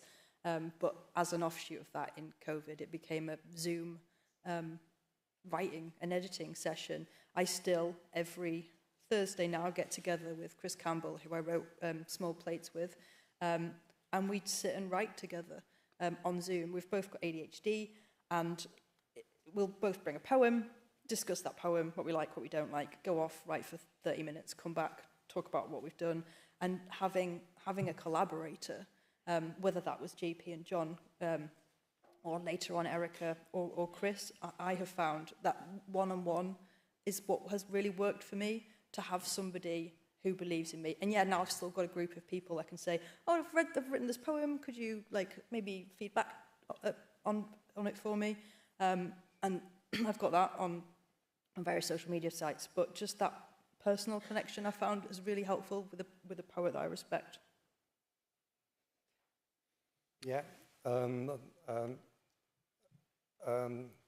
X and Twitter in the past, as it used to be, absolutely agree. I think it's such a shame it's gone, because most of my writing contacts initially all came from X. And it's really brilliant when you come across people who understand you, who get the writing process, who know what you're experiencing, who are not just pandering to your ego by saying it's great when it's not. So they'll say, have you thought about why are you doing this? What's that character doing? And then also courses like Curtis Brown. So having said they are hideously expensive, they are, but some of their courses are slightly more manageable. They're like £80, £100. Still not cheap, but they do offer scholarships occasionally, competitions again on X and Twitter, and if you win them, you get a place on the course. Spread the word. London Writers' Award, so they had feedback groups that we're in touch with still. I was part of an organisation called Megaphone Writes, which is for children's books, and we're all still in touch. We all meet up and have lunch once a quarter. We all send things through on the WhatsApp group we have. We all moan about things. We all rejoice in each other's successes. That kind of, as writers, as you said, Tom, often we sit in a room, not quite a lonely garret, but it's not far behind. But we don't meet people in a normal situation because it's quite an internalised thing we do. So we do need these writing groups who support us, who understand us, who we can just fire off, even if all you're doing is just saying how you're stuck on chapter 5 and can anyone think of a way to get around a particular problem. We all need that human contact, and often partners and friends just can't do it. How about you, Tom? London Writers Award was absolutely massive for me, and I did that in lockdown, which was a lifesaver really, to have a group of people around me then on Zoom and on WhatsApp or whatever that you can, as Iqbal says, you can feedback about anything you need to, and Spread the Word have started it again this year, and I think the closing date is next week. So there's still time to enter that, and it's a really, really valuable thing. It's a 6-month intensive course. It teaches you everything you need to know about the publishing industry in depth. And I developed my manuscript on that course. And I wouldn't be sitting here, I wouldn't have a published book without that course. I want to ask a tough question, because it's something that, in my work of supporting all these writers, I see kind of again and again and again, and it's hard to figure out how best to support it, which is, you know, as a writer, you basically have two states, right? Like quantum state. One is, I am. So the question is, your confidence is never going to be 24/7, because if it was, you would be, well, you'd be like one of those sociopaths that runs a big company. But what do you guys do to try to keep your confidence going, whether you're up or down? I know it's a tough one, but it's just something I think about all the time. I don't think there's anything you can do, to be honest. And somebody asked me at an event previous, you know, like, what does it feel like when your book's published? And it's, you know, my book's had quite good reviews. It's being translated. It's coming out in America. All the things that I dreamed of but never really believed would happen. And it doesn't automatically make you a writer. It doesn't shift your own perception of what you're doing. When you sit down, you still have the same doubts. You might be a little bit better at it. You might be a little bit quicker. But those doubts remain, certainly for me. And I have ADHD as well, which makes it doubly difficult just to even get myself in front of a laptop. Never mind write a book over 4 years. It was a very difficult process. And so it's really hard, but you learn a lot about yourself at the same time. You might not be able to always kind of keep yourself buoyed up with your own importance or your own brilliance. But certainly going through the effort of sitting down every day or every week or whatever it is you can manage and returning to a project over and over again and putting yourself through that teaches you a tremendous amount about the way your brain works, about your own creativity, about finding a way to finish something and to make it as good as you possibly can. You do need that resilience, that sense of persistence, doggedness. So when Northern Boy was being written, and it then got picked up by the agent, and then the agent finally was sending it out to these all the publishers, we had real issues in it being selected. And this is quite a common experience, unfortunately, that once you have the agent, you assume that your book's going to be published, and really it may not be, because there are so many hurdles that you have to go through, and the finance department of each publishing house has got to make sure that they think they can make money off your book. So when Northern Boy, that I'd spent 3 or 4 good years ploughing all my energies into, failed to get picked up, I genuinely thought, oh, well, that's it. I'm going to put the book away. I'm never going to write again, blah, blah, blah. Because you feel deflated, even though the agent has seen value in your writing, the fact that the publishers don't see value in your writing. And ultimately, most of us writers, if we're being honest, we want to be published. We're not writing for ourselves, as interesting as writing for yourself is. So I nearly shelved it, and then I spotted a competition that came from Unbound, who do the crowdsourcing books. And they've started a new competition where they will agree to publish 2 books every year from writers from underrepresented backgrounds. I sent it off on the off chance, not thinking anything more of it. It was free to enter, so why not? And then it got long-listed and short-listed and then selected at the end. And that's how Northern Boy has now come into being. So sometimes, I think just by keeping your options open and just saying yes to nearly everything, that's my mantra. Say yes, especially if it's free. Things come off it, and somebody will recognize you from a little festival or something, or they'll have met you talking somewhere, and they'll recommend you to a friend of theirs who knows somebody else. Often it's about, unfortunately, who you know or who people you know, who they know. Much of it is luck, sadly. So you can be the best writer in the world, but if the right agent and the right editor hasn't come across your book and felt that urge to get it out there, that can be tough. But all you need is one yes. You need one yes from the agent. You need one editor who says yes, and that's all you need. Or you need one competition that you win, or something that you place in that other people see you in, and then they approach you separately.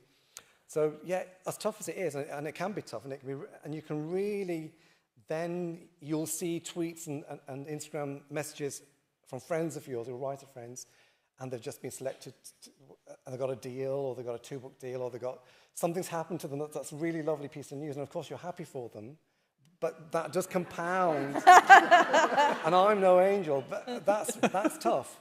That you've got to be shown to be still supporting them, and all you want is you want to hit them, really. But that's not their fault. But yeah, just never give up faith in. It's a key message. Never give up faith in yourself, because if the book's meant to be out there, if the poetry is meant to be out there, or your non-fiction essays meant to be out there, it'll find a home, but it might not be the obvious route for you to get there.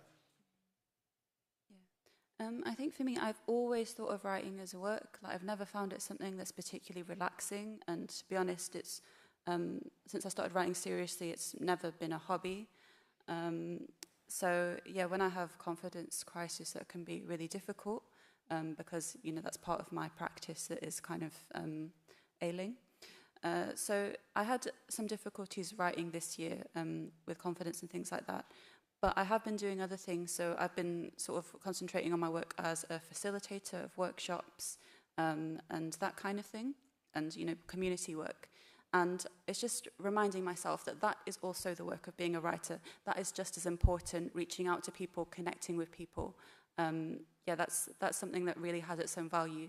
So yeah, I think that's how I've kept my confidence going, is that I'm still doing something that is part of my practice as a writer, even if the writing isn't coming so easily right now. I mean, I feel like a bit of a cheat, to be honest, because I'm a poet, right? So if I'm like, oh, this isn't very good, it's fine, it's not taking me very long, and I can chuck it on I've got a folder called bits, and all my bits that aren't very good go in there, and I'll use them later, maybe. But the way I keep my confidence going is just write something that's meaningful and share it with people.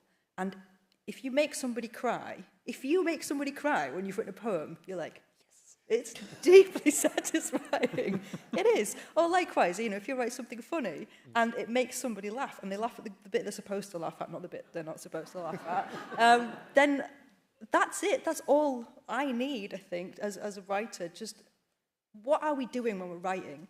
Are we getting words out, or are we trying to move somebody? We're trying to make them feel something. And if I can make somebody feel something using just a pencil, that's that's what we're here for, and therefore I can take my confidence and just do that. I wrote a poem, like I found out 2 weeks ago one of my oldest friends had died, and 25 minutes later I wrote a poem, boom, and I shared it on Instagram, and 2 people who didn't even know the guy messaged me to say, oh my God, like, that's amazing, that really moved me.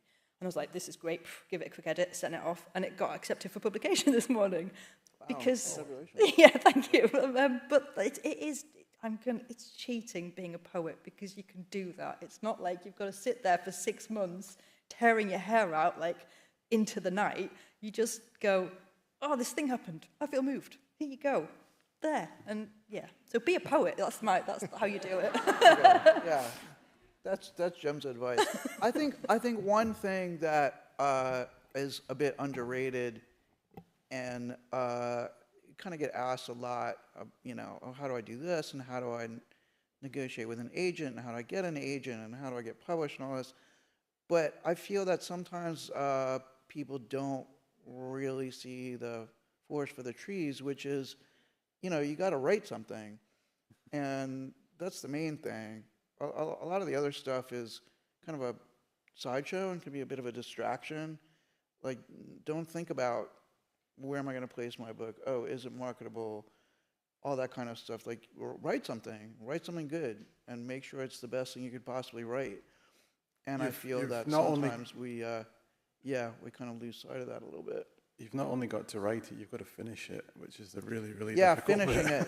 Yeah, finishing it. I think that's also highly underrated, particularly with a whole book, which is people say, either before they finish the book, or, oh, how do I get it published? Well, finish the book first. Yeah. And then once it's finished, immediately jumping into all this anxiety about getting it published without really congratulating yourself and feeling that sense of achievement. You finished a book. Very few people do that. And at the end of the day, if it gets published or not, if it gets published in the Netherlands, it doesn't. It gets translated into Swedish, whatever. Like, you wrote a book, and that's really, really, really important. And I think it's sometimes can be underrated. So if you had to give one piece of advice to somebody who was just starting out as a writer, what would it be? Find your nerds. Find your nerds. Find your nerds. Like, you will have, like, everybody has a different style of writing, whether you're doing poetry or literary fiction or science fiction, but there will be nerds out there who get you, who get what it is that you're doing. And if you can find those people, then you will always be buoyed by those people. You know, I can't remember the saying. I haven't slept for a year. I've got a baby. But there's the saying about, you know... About nerds? About ships, about everybody's ships rising at the same time. Does anyone know what I'm talking about? Yeah, it's that one about the many ships lift the tide lifts the ships. Yeah, something like that. Anyway, that saying that I can definitely remember. You're the poet. Therefore, I don't use cliche. How dare you? That's why I can't remember it, and that's my excuse, and I'm sticking to it. But yeah, find those people who lift you up. And likewise, who will tell you, yeah, that is absolutely shit, mate, throw it away.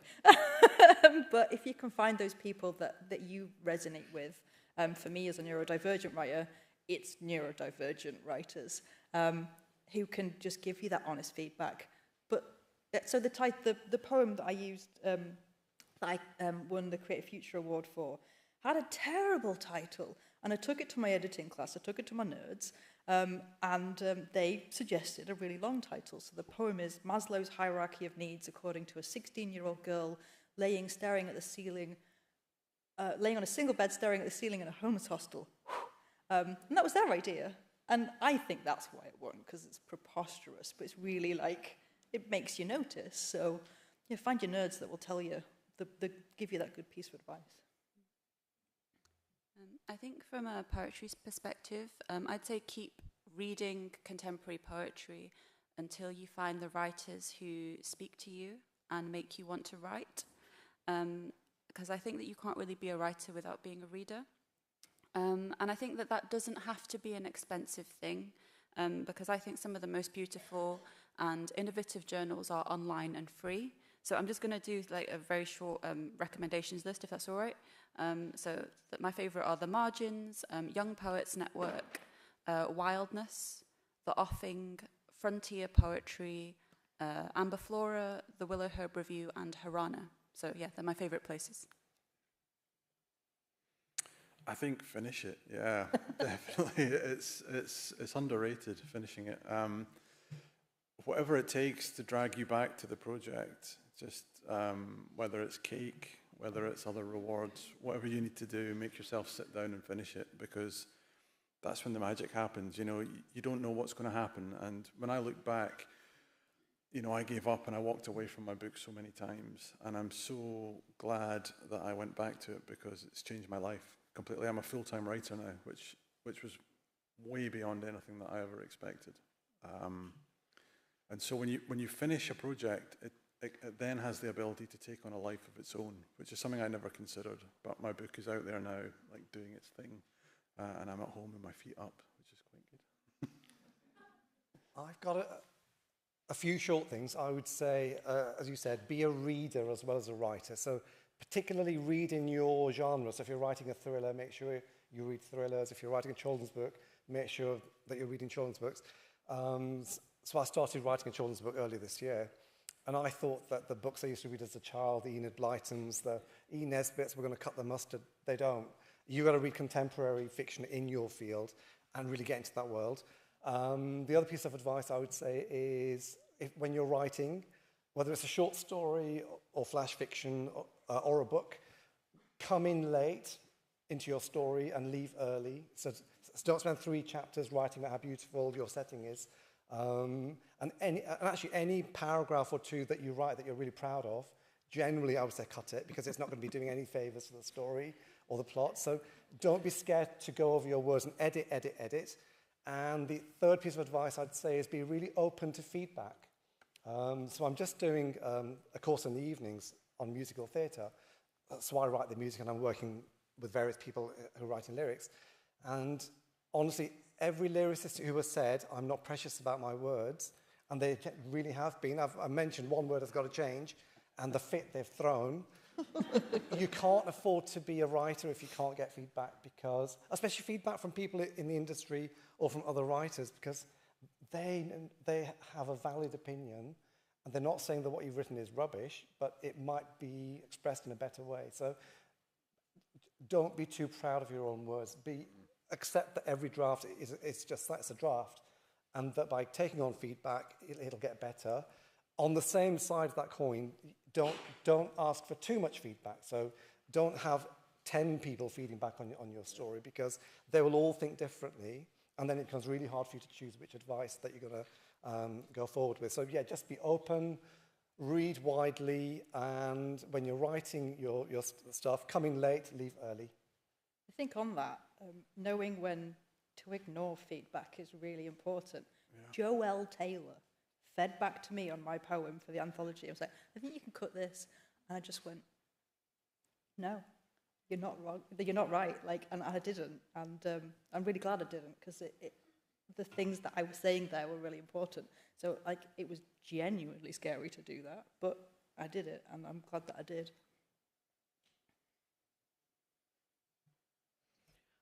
One thing, I'm going to ask one more question, and then we'll take questions from the audience. I think there's a sense of, or I just wanted to ask you, do you have a particular writing routine, or is it kind of as and when? Because you always hear this thing of, by these overachievers, like, oh, I get up every morning at 6 a.m., and then I eat steel-cut oats, and then I jog 10 miles, and then I sit down and I write exactly 1,000 words, and then I go to work or whatever and look after my kids, and oh my gosh, who are these people? But they're kind of, I think there's a sense of that. I'm just wondering, do you have a routine or not? And if so, what is it? When I wrote my book, I did have a routine, and I was getting up at 6 a.m. and steel cut oats. I hate you so much. Somebody asked me, how did you apply yourself? How did you write your first draft? And well, I was in a very bad job. I was in a really bad situation, and I thought, well, I've got a 3-month furlough period here.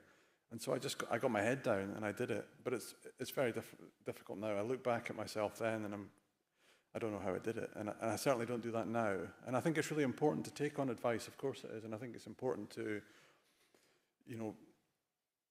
read books about creative writing and things. But so much of the advice we get is ableist. And I think it's really important to do what you can manage. I think it's really important to think about your own life and how you can fit writing into it.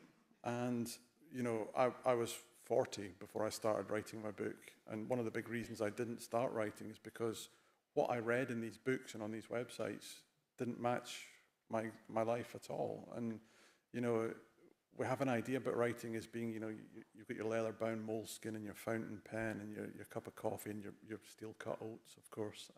But I think it's really important to kind of de-glamorize it and just do whatever works for you. I totally agree with that idea of doing what you can manage. I really love that way of putting it. I really chime with that because I also work full-time and I freelance as well. So by the evening, I'm really tired. So I just know it's not going to really happen. So my writing time is mainly kind of weekends or days off or whatever. But it's also being flexible with yourself with how you do that. So sometimes I just cannot bear to look at a screen anymore after working, and that's okay. I can just, scribble in my notebooks, have a few fragments here and there, open the notes app on my phone or whatever. And sometimes I am ready to get my laptop out and have a longer session. And I think it's just giving yourself the space to do that, and flexibility to just do what is best for you at that moment. For me, it's that body doubling thing that I talked about, where I'm on Zoom. I'm not necessarily, cameras are off, microphones are off, but I know there's somebody there at the end who is actually writing at the same time as me. I find that incredibly helpful. But write when you feel the urge. If you lose your routine, because I think, as somebody with ADHD, I'm sure, the thing about a routine is you can have it for a time, and then the minute you stop for one day, boom, it is gone forever. And you have to forgive yourself for that. I think it's really important. I think everybody's kind of said the same thing. Like, it's okay to put that down. I think the secret is getting back up. So I've barely written anything this year. As I said, I've got a 1-year-old who still has never slept. No, she slept through the night once, and that's it. So I've written as and when I felt the urge. I've now got a project that is brewing, and I've been thinking about it on and off for 5 years, and I feel ready. But the way I think about my writing is sometimes it needs to percolate. You have to put the words in, you have to do the reading to get the words out. But even that, I've barely read any poetry in the last year. I've just read science fiction because it's brilliant, and I don't want to have to think about anything serious. I just want to think about spaceships. It's fine. So yeah, forgive yourself when you drop that routine, but just remember those things that do get you to write, and when you feel ready, do them. Yeah, I think that's also something that's very underrated is the thinking time.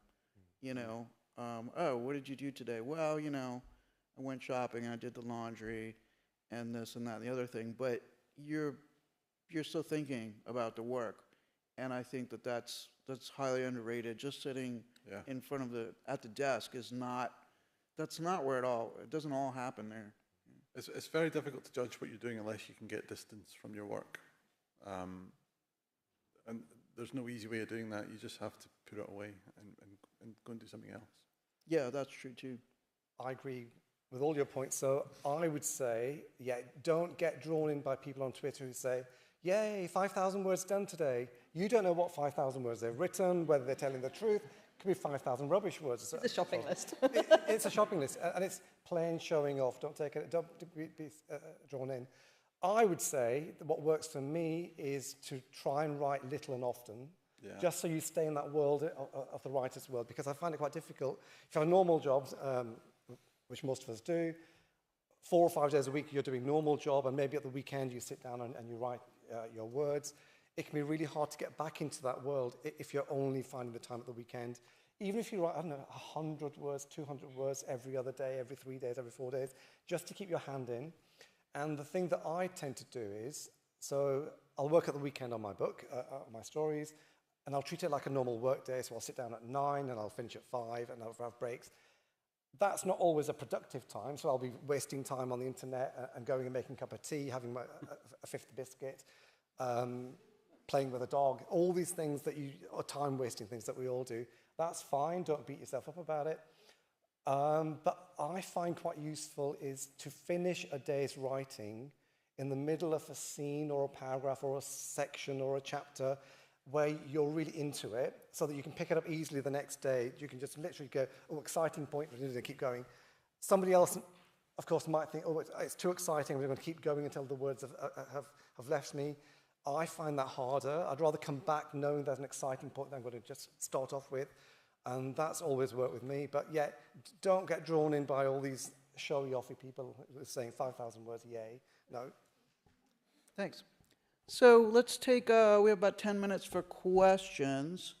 I can't actually see you that well. Yes, please, in the green.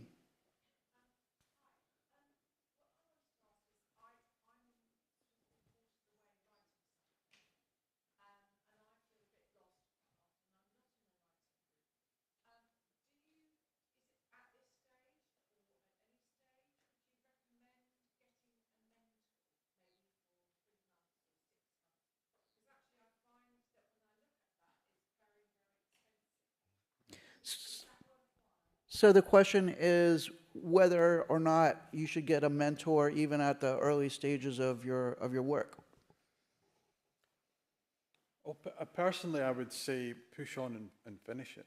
And I think finishing it might give you more clarity about what it is you're doing.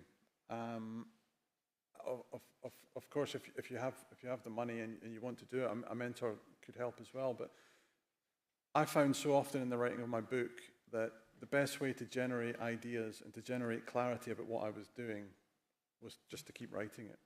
And it was during that writing that I was working out, you know, a lot of inspiration came to me when I was, out walking or lying in the bath or whatever, but the actual act of writing and letting it kind of guide me a little bit, helped me develop so many different parts of my book that wouldn't be there, without that. And so going through the process of finishing it might give you more clarity than you expect. And certainly when you've done that, you can then put it away and come back to it, and you might have a completely fresh perspective. I've just been inquiring about mentors, and you're not wrong. I think I found somebody that has agreed to be my mentor, and she's amazing, but it's £180 an hour. I am if anybody needs a mentor, I can come in cheaper than that, don't worry. But I think you don't need to pay somebody all of that money. You will have local writing groups. They will be in your library. They will be, I don't know where you find them. For me, where I live, every time I walk past my local library, there's a sign up, Farsley Writers. I was like, I won't really go to that because I don't really like leaving the house. But different strokes for different folks. And yeah, find the ones that are online. Do it that way. Don't fork out huge amounts of money, because then you have that expectation as well that you've got to get something back. And I don't think that's fair to yourself if it doesn't work out. Like, be kind to yourself. Find some people that you want to share the work with, and then also think about writing exercises. If you're working on a really, really big project, if you just always sit down to do that project, you can end up feeling stuck. And if you feel stuck, then you're like, I don't actually, am I even a writer? Can I do this? Go off and do something else. Go do a little short story course, go write a poem, whatever it is, just to remind yourself that you like it and that it's fun and that you are good at it. And then you can come back to that work and maybe have learned something from doing a short story course that brings a new perspective to what it is that you're doing to get you unstuck. Yes, in the hoodie, please. Yes, please, with the microphone, I can't hear.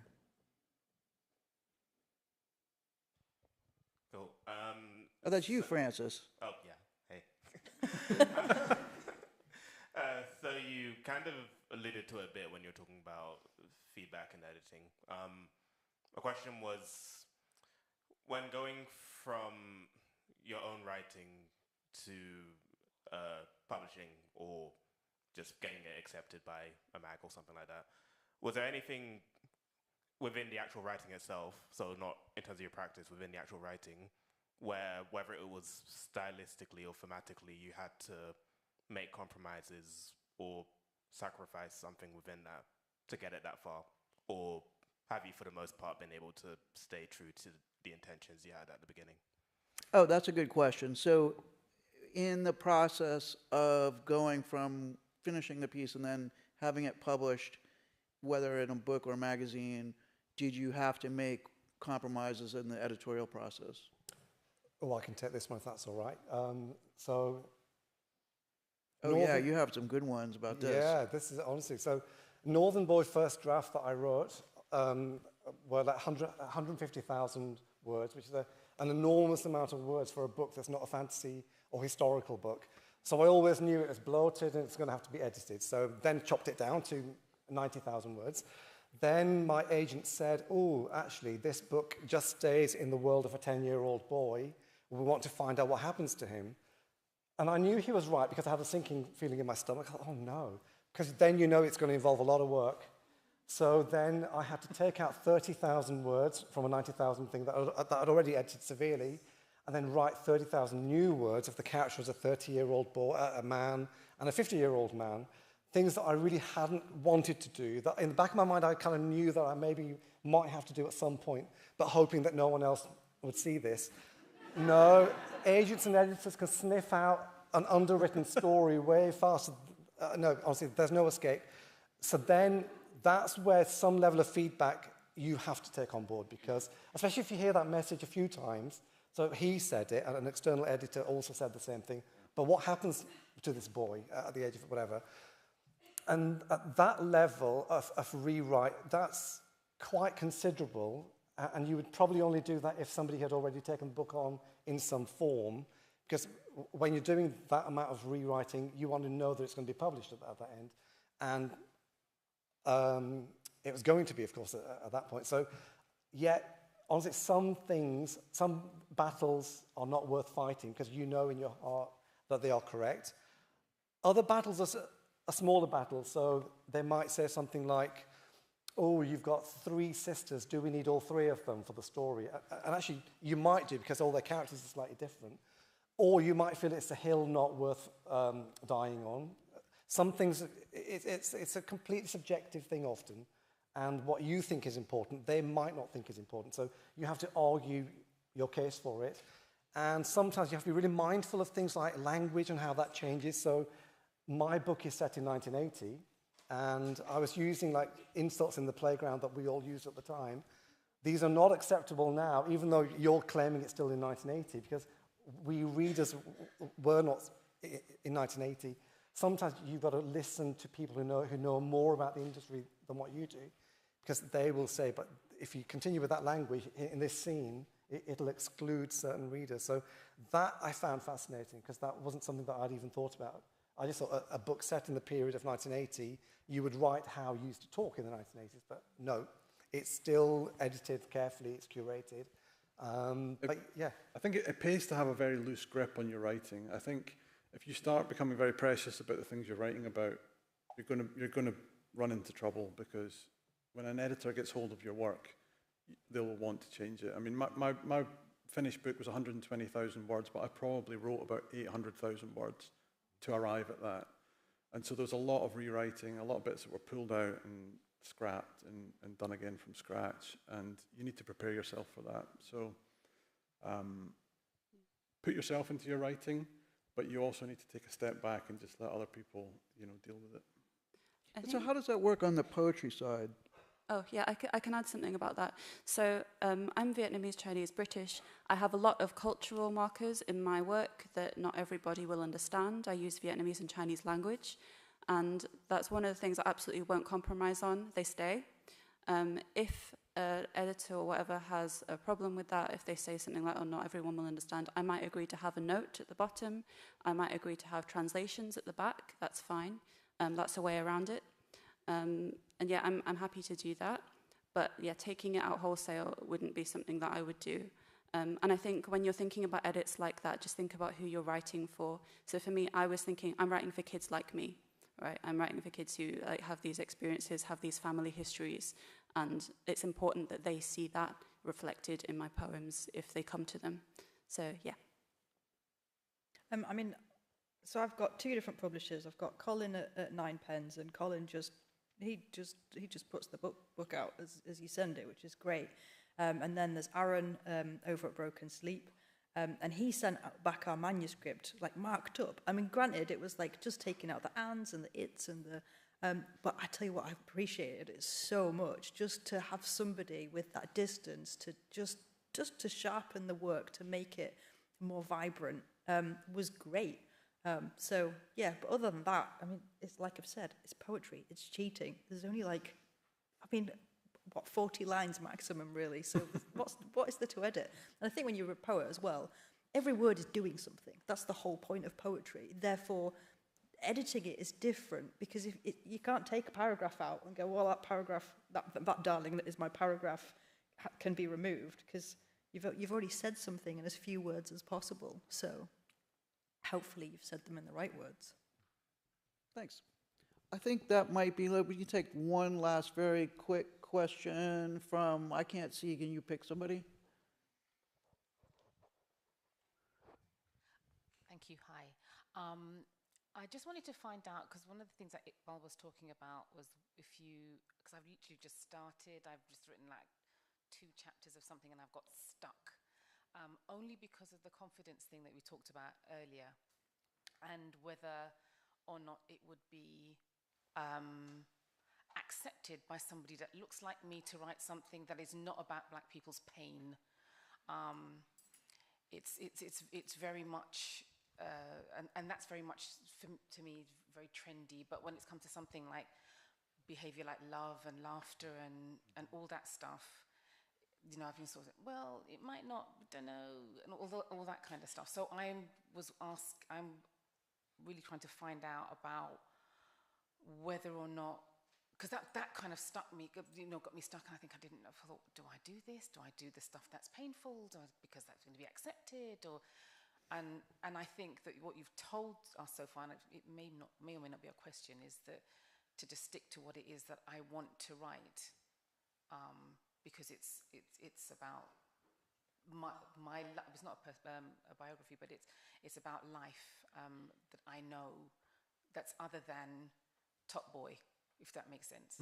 Can I do you know what? Wait, so I have to repeat the question. That's fine. So, not to summarize too much, but kind of what you're asking about is like the identity trap of, do you have to write directly from your own experience, and also do you have to reflect some of the maybe more negative aspects of that experience, because sometimes it's felt to be kind of expected. So, yeah, please, let's take 2 quick answers, and then we got to call it a day. If you were a mediocre white cis man, you would not have asked that question. You wouldn't. So just pretend, I know it's gross, but just pretend for half a second that you have some bollocks and you're white, and go, actually, I am amazing. Of course I can do this. And if you do that, always remember that. Remember that mediocre white man who goes, of course I can do that. And go, well, if he can, I'm obviously better than him. I'm going to. Honestly, I completely concur. You should write about what you want to write about. You don't have to write about you or your story or what you know. If you want to write a story set on a space station, you write a story set on a space station. You're not responsible for representing all black people, or I'm not representing all Asian people or Pakistani people. That's not our job. Our job is to get the story out that we want to write. And my advice to you is bloody pick up that pen, start writing again, finish it off, go back, edit, but keep writing, and do not get blocked because you're thinking that it's not what other people are expecting. It's what you should be expecting. Yeah, that's great. So I'm afraid we have to call it a day. I'd like to thank our panelists, and we'll see you later.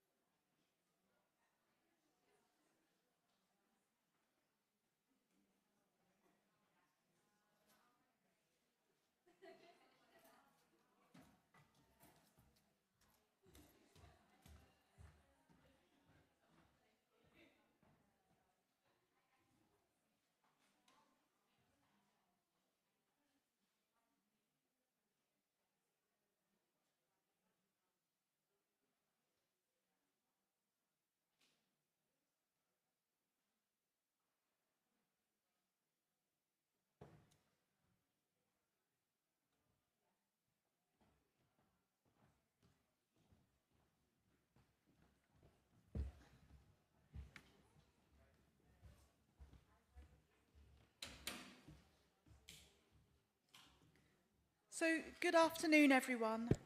This session is Getting Your Poetry Published, and I'd like to introduce you to Izzy Mead from Poetry School, who's going to host the session. So, over to Izzy. Thank you. Very nice. Okay, hi, good afternoon, everyone. So my name's Izzy, Artistic Director of Poetry School, and I'm delighted to have with me Farhad Alamoudi from Penguin, and Jane Kamain from Nine Arches Press, and Amy Aker from Bad Betty Press. I'm also published by Live Canon, so I can also talk about the process from a writer's perspective of working with Live Canon. So what we're going to do is I'm going to ask a few questions, and then we'll have a chance for some Q&A from you guys. Hopefully the basics will be covered in the main questions, but anything else, we'd be glad to hear from you. Okay, cool. So we're going to start with just an introduction to your presses. If you could just let us know a little bit about how they came to be, how long they've been around, where you're based, etc. So should we start with Farhad? Cool. Can everyone hear me all right at the back? Thumbs up? Okay, cool. Yeah, so as mentioned, I work at Penguin, specifically the division Penguin Press. Not really sure how to introduce Penguin, but in terms of poetry, we've been publishing poetry since around 2014. The first collection that we published was Citizen by Claudia Rankine, and we've been going ever since. Perfect. Cool. Jane? I'm Jane Kamain from Nine Arches Press, and Nine Arches was set up in 2008 in the West Midlands. We're currently based in Rugby, in Warwickshire. Published about 140 poetry books, collections and pamphlets in that time, and we're on our about 34th edition of our magazine, Under the Radar. And we're very much about doing the work of supporting writers, really, and of making sure that poets can have collections, publication, editing, mentoring and support with their work, and access basically to audiences through books and through live events and workshops and a whole variety of other things as well. Cool. Amy? Hiya, I'm Amy Aker. I run Bad Betty with Jake Wildhall, who you might have seen on the stall outside. We started in 2017. We started out in London and now we're based in Nottingham. And we started publishing poetry with the aim to showcase stories less often told and voices less often heard.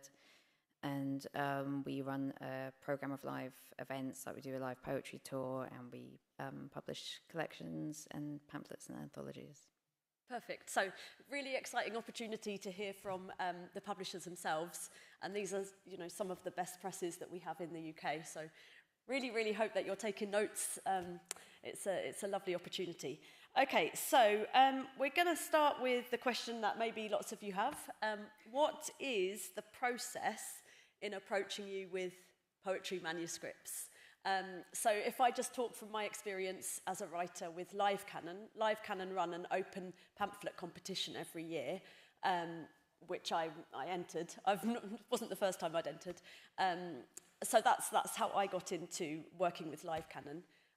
Interested to hear from other presses. So should we start with you, Amy, just to go back the other way? Yeah, so our process is pretty straightforward and transparent. We have submissions windows once a year, so we'll be open for submissions for a month, or a month for collections and a month for pamphlets. We do it that way so that we can kind of read everything in one go and then make decisions for the year ahead, or actually now it tends to be 2 years ahead. And we'll ask for 10 pages of your manuscript, and then from that we'll read everything and we'll select a short list, and then we'll have lots of difficult conversations where we say no to lots of work that we love, and then get the kind of small number of books that we have the capacity to put out in a year. It's always worth saying you don't need an agent.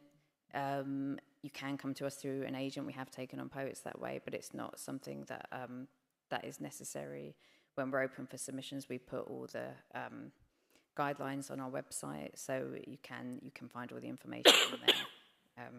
And if publishers will always have guidelines for your submissions, but it's not to kind of make you jump through hoops. It is just because the people reading it are humans who are kind of fitting it into everything else they're doing and just making it kind of manageable. But yeah, it's all there on our website. Lovely. Jane? Sorry, I'm recovering. Oh, do you want a minute? I can move to Farhad. Yeah. Okay, go Farhad. So yeah, we're open for submissions all year round. Although it's not completely required that you need an agent to submit to us, I would probably recommend it in our instance. The majority of submissions that we receive tend to be agented, and that tends to be the majority of the posts that we publish, although it's not necessary. Quite unique as of this year, we no longer have a single poetry editor working at Penguin Press. There's now a team of us, a team of poetry editors. So there are multiple people who agents would submit to in that instance, depending on things like taste, suitability, etc. So yeah, that's quite an exciting change from this year. Yeah, that's cool. Yeah, lovely. Okay, Amy? I think I'm all right now. Sorry, Oh, I've bless been you. recovering from a bit of a throat infection in the last fortnight, so I occasionally lose my voice. So Nine Arches, our process of submitting work is quite similar to Bad Betty in that we open once or twice a year. We also have a magazine called Under the Radar, and that is a route for people to try their work out with Nine Arches. So that's open again twice a year. It's open submissions. We don't charge for you to send work to us. It's completely free. It's mostly online, and the system usually is a process of either sending work to the magazine, which doesn't guarantee we would want to publish a collection necessarily, but it's a way of kind of testing your work with us and sort of trying to see if we are sort of in a similar ballpark. And then we have the open submissions process through Nine Arches, open portal for submissions once or twice a year. All the guidelines are on our website, and they give a bit of information about what we're looking for. Generally, we get about 150 manuscript submissions each time we open, and I take one or two of those. Wow. We can only publish 12 collections a year, so we'll probably take one or two, maybe three sometimes from those twice a year. And then we will also have submissions that sometimes come through other routes. Sometimes we do have agented submissions as well.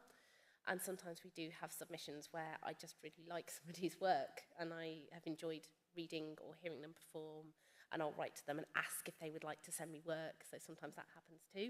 Yeah. So there's a little bit of a mix really in terms of how the work reaches us, but generally we try to keep like an open submissions policy at least once or twice a year so that we can read those manuscripts as well.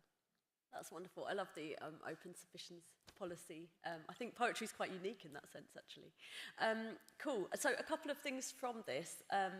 Amy mentioned about the difficult conversations, and you were saying how the odds are quite difficult. One or two out of 150 submissions. So yeah, how do you craft a rejection? If you really like something but you just simply don't have the capacity. Anyone want to answer that question?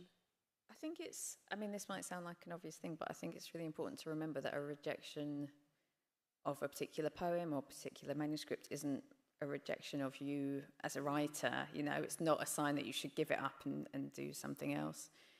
It's always an incredibly difficult decision.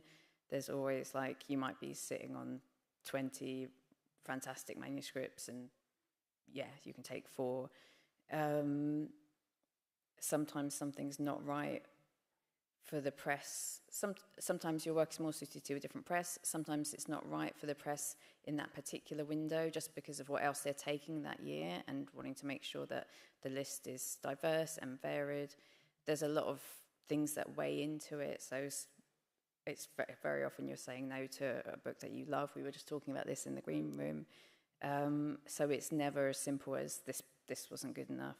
I think it's always worth continuing to submit to more places, and you might say, I'll try another 5, and if I don't get takers, maybe I go back to the manuscript and look again. And it's always helpful to get mentors or just peers to look at your work and give feedback if you're finding that, especially when there's a stage, I think, where you start getting onto the long lists or the short lists, but not quite getting taken, and then it could be really helpful to get some sort of outside eye on your work to kind of get it over the edge. But often it is just it's just the kind of random context of where your book lands and what the press are doing when your work arrives with them. So yeah, I mean, we try to send helpful rejections because we know it's hard, and we've all been on the other side of that as well, and continue to be, you know, because that's part of the process. That's a really nice answer. Any others to add, or? Yeah, I think it's interesting because all three of us are also writers as well. So we are, as Amy says, often on the other side of that process. And I think that does enable you to have a sense of, well, sometimes awful guilt about writing to people and to say, I'm really sorry, but I won't be able to take this on, because we know that those rejections can sometimes feel to you as a writer that it's like a rejection of you, a rejection of all the things you've worked for, a rejection of all the work. But I think it's really important, as Amy said, to sort of separate that really, and to know that there is often so many other competing factors, and there are so many reasons why a manuscript at a particular point in time may be very good, but maybe not quite right for that publisher. So I do tend to try and reflect that. I do tend to try to let writers know where they are in that process as well. So if they've been shortlisted and it was very close, if there's something in terms of maybe the structure of the manuscript they've sent that has prevented it perhaps from making it to the final 2 or 3, if I can give that feedback, I tend to ask, would you like me to give you some feedback if useful, if it's very close? I can't do that for all the manuscripts because there's just so many. And I think it's also just important to check the writer wants that feedback as well, and that it's going to be something that might be useful to them. But just also giving a sense perhaps of where it's sitting, and any rejection that you get is in its own way a form of feedback, which I think is useful to bear in mind. And it is a form of assessment by only one person, so that's also worth bearing in mind. And that it's important to be in that process of sending your work out, because actually by the sense of other people reading it, of being aware of your work, of sending it to magazine editors, you are frequently getting that assessment and feedback. And also your name is going to stick with people. They're going to recognise, and they might turn it down this time, but who's to say that it's not a door shutting forever, particularly for magazine publication, for poets. Being rejected once by a magazine doesn't mean you should never submit to them again. And it may be worth talking to a publisher and writing back if it has been quite close, to either ask what you can do to make that next step happen, or what factors might have been part of that decision. They may not always be able to tell you, and they may not always be able to give feedback, but if it's been particularly close, it might be useful to do that as well. Perfect, thank you. Is there anything you wanted to add? I mean, I don't know how much I can add to the two. No. I think it's I think it's sufficient. And then there was another thing that just pulled out of that first question, which is the idea of the submission window. Personally, as a poet, I like submission windows because it gives me a deadline, and then I'm working towards the deadline. But then again, it's annoying because if your work isn't perfect, you want to give yourself another week. So, there's pros and cons of both. So I'm wondering if we can just talk to those, because you've got different structures. So you both have submission windows and you just open. Anything about the pros and cons of having a submission window versus not? I mean, like being open all year round, I guess, doesn't have that pressure. But of course, because the majority of submissions we receive are agented, then the authors will kind of be working to their own timeline that they've worked out with their agent. So I guess like windows do exist even in an open structure, but maybe not to the same extent as with other places, probably. Lovely. And do you get overwhelmed by your submission window, or is it cool? I mean, we get like a few hundred submissions in each window. We've got quite a good system now for me, which is that Jake reads everything and makes the long list, and then we look at everything together. So the windows are in July, and then he has a busy August. Yeah, I think having the windows, although it can be annoying for a writer if you're not quite in the right place. Also, we want to publish people that have chosen to submit to us for a reason, and often those people will be aware of when our submission windows are in advance, because it's all on our website, and so they'll be kind of preparing for that earlier in the year, and that tends to be more likely to be a good working relationship anyway. And I think if you're more kind of just seeing what's out there and you miss the window, then someone else will be open the following month anyway. So there always are opportunities. Perfect. Lovely. Okay, so next question, which also I imagine lots of you are wondering, is what are you looking for in a poetry manuscript? So this could be content craft, or it could be, the way that it's presented. So would anyone like to go first? Should we start with Jane? Yeah. That's a really tricky question, isn't it? But a really nice one in lots of ways, I think. I guess I'm looking for distinctiveness of voice. I'm looking that the writer trusts their voice and isn't necessarily trying to write like anyone else. They're writing like themselves, and they're trusting that that's the core thing that is at the beating heart of their work.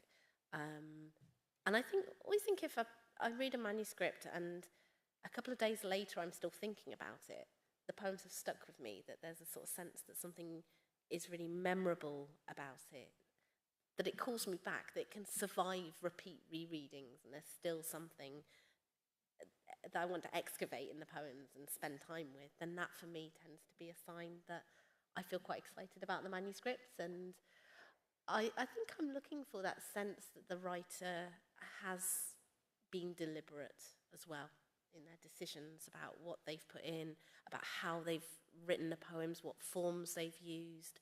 And it's not like there's any wrong or right way with that. Again, going back to that sense of trusting themselves, there's a sense that they are able to do that and are sort of really engaged in the idea of what making a poem might mean for them as a writer.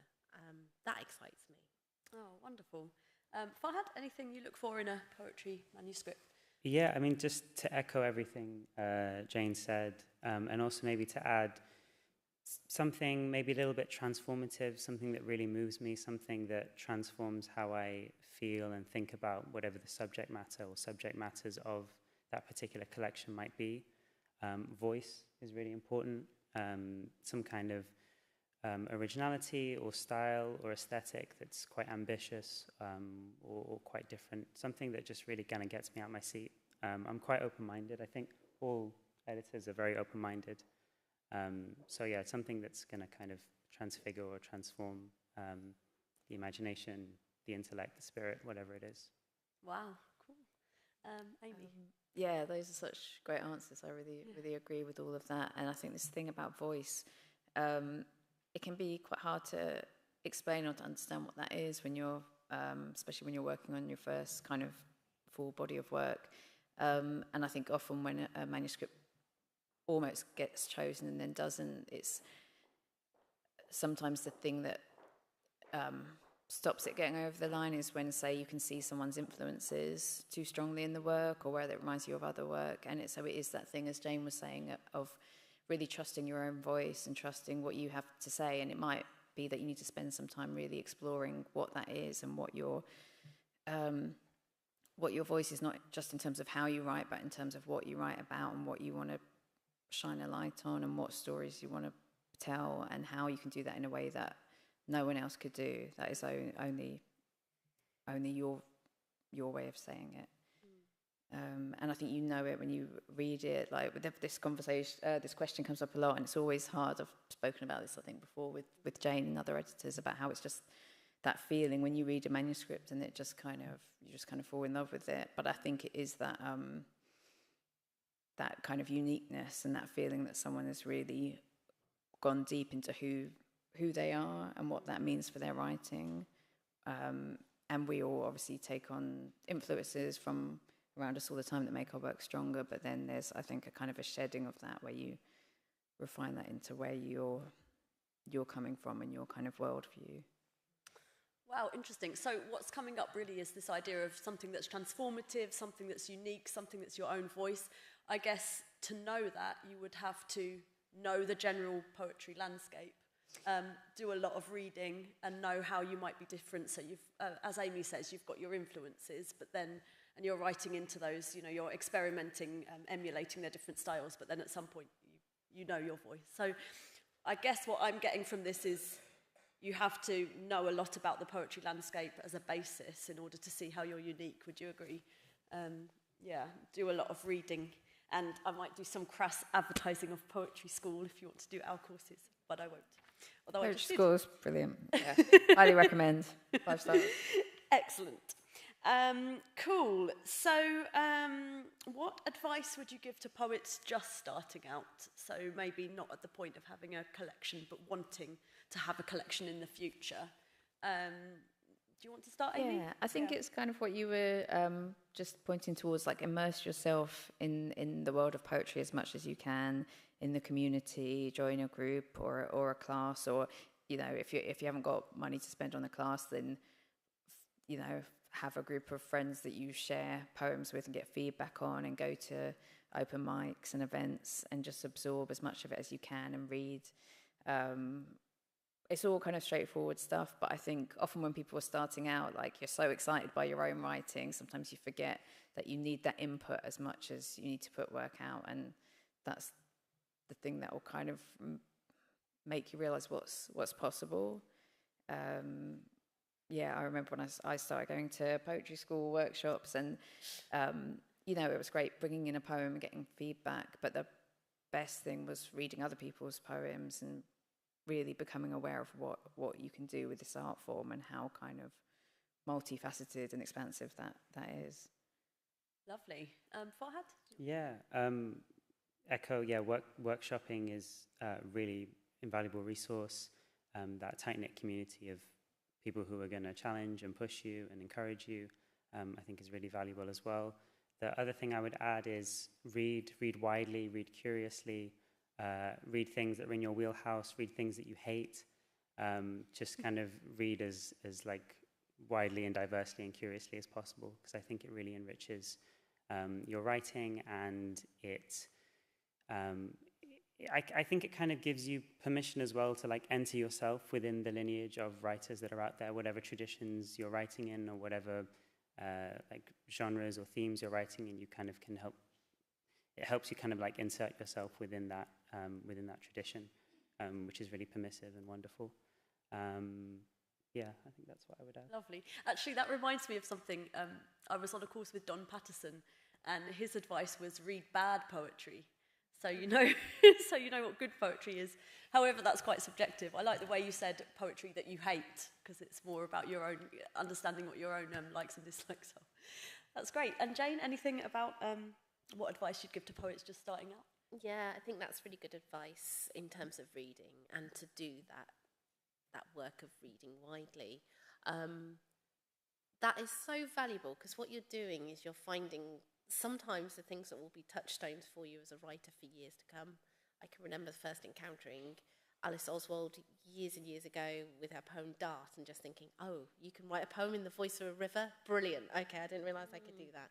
And it's a form of permission giving, you know, from reading other writers' work and just thinking, oh, wow, okay, that's possible with this. I can write in this form, or I can write in this particular way, which I think is hugely valuable. An idea as well, I really like the idea of reading work that you don't enjoy sometimes as well, and that key thing of sometimes understanding what it is that hasn't quite worked for you.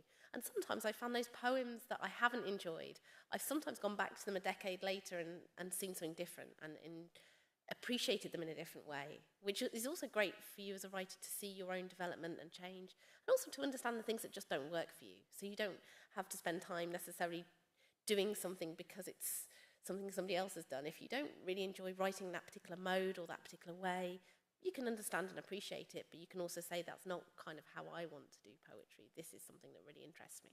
And you, by reading, are expanding those boundaries every time. I think also the wonderful thing about poetry that perhaps doesn't exist in other genres is the community aspect of it, the fact that there is support, there are networks, there are organisations, so wherever you are, there's going to be hopefully something relatively close to you, and online as well, that there are places where you can come into contact with poetry as a living, spoken, heard, read, performed art form, and being involved in that is great fun. And if there isn't something near you, you could start something. And generally, the entry point to poetry doesn't have to be expensive. It can literally be a pen and paper. It can literally be you and 3 friends doing a reading in the back room of a pub or a friendly bookshop, or and making that happen, which I think is one of the lovely things about poetry. It has a relatively affordable access point. It also has the potential for connection with each other and connection to a bigger group of artists and fellow poetry appreciators that you can connect into as well. Yeah, that's lovely. I love that idea of community, and also Amy talked about open mics too. So when you're doing, or you could describe it as research, it doesn't have to be you on your own reading. You can go to an open mic, and I love open mics because they're just like this anthology of different voices. And you get such a great variety, and then it's the conversations that happen afterwards. Oh, I liked that poet's poem because X. Oh, I'm not sure I did because X. It's just a really gorgeous way to create community, and also have some. It's about witnessing as well, witnessing different people's writing styles and so on. So it is a glorious, I always find poetry events joyful, even if the content of the poems are maybe quite dark or quite, emotionally stirring. I always find them joyful because it's about us being together, witnessing each other's craft. So yeah, I can really advise that. Great. I'm just going to now read a poem to lead into my next question. This is by the late and incredible Fleur Adcock, who passed away a couple of weeks ago. She wrote this poem a while ago, so it's a little bit dated, but I'm going to read it, and then we'll just use that as a springboard for some reflection. So it's called The Prize-Winning Poem. I guess it's talking more about competitions than publication, but it's quite transferable. So it's called The Prize-Winning Poem by Fleur Adcock. It will be typed, of course, and not all in capitals. It will use upper and lower case in the normal way. And where a space is usual, it will have a space. It will probably be on white paper, or possibly blue, but almost certainly not pink. It will not be decorated with ornamental scroll work in coloured ink, nor will a photograph of the poet be glued above his or her name, and still less a snap of the poet's children frolicking in a jolly game. The poem will not be about feeling lonely and being 15, and it will not be about the Queen. It will not be the first poem the author has written in his life, and will probably not be about the death of his daughter, son, or wife, because although such elegies fulfills a therapeutic need, in large numbers they are deeply depressing for the judges to read. The title will not be Thoughts, or Life, or I Wonder Why, or The Bunny Rabbit's Birthday Party, or In Days Long Gone By. 'Tis and 'twas and ere, and such poetic contractions will not be found in the chosen poem. Similarly, cliches will not abound. Dawn will not herald another bright new day, nor dew sparkle like diamonds in a dell, nor trees their arms outstretch. Large, meaningless concepts will not be viewed with favour. Myriad is out. Infinity is becoming suspect. Aeons and galaxies are in some doubt. Archaisms and inversions will not occur. Nymphs will not their fate bemoan. Apart from this, there will be no restrictions upon style or tone. What is required is simply the masterpiece we'd all write if we could. There's only one prescription for it. It's got to be good. Okay. So, she's not necessarily right, but I thought it would be quite interesting as a line of discussion what not to do when you're submitting poems for publication, or if there's anything from that poem you'd like to pick up on that she talks about. Yes, anyone want to go first? Amy, are you ready? Yeah? Yeah, I think I've jumped in without necessarily knowing what I'm going to say, but I'll start by saying always follow the publisher's guidelines. That is a do rather than a don't, but there's obviously a reverse that comes with that. Because, you know, sometimes people do ignore the guidelines, or sometimes they think, well, my work's really special, so I can send it outside of this window and it will get read. You know, all those guidelines are just to make it possible for the editors to do their job. So as soon as you get a submission that kind of ignores them, it's a red flag. And how frequent is that?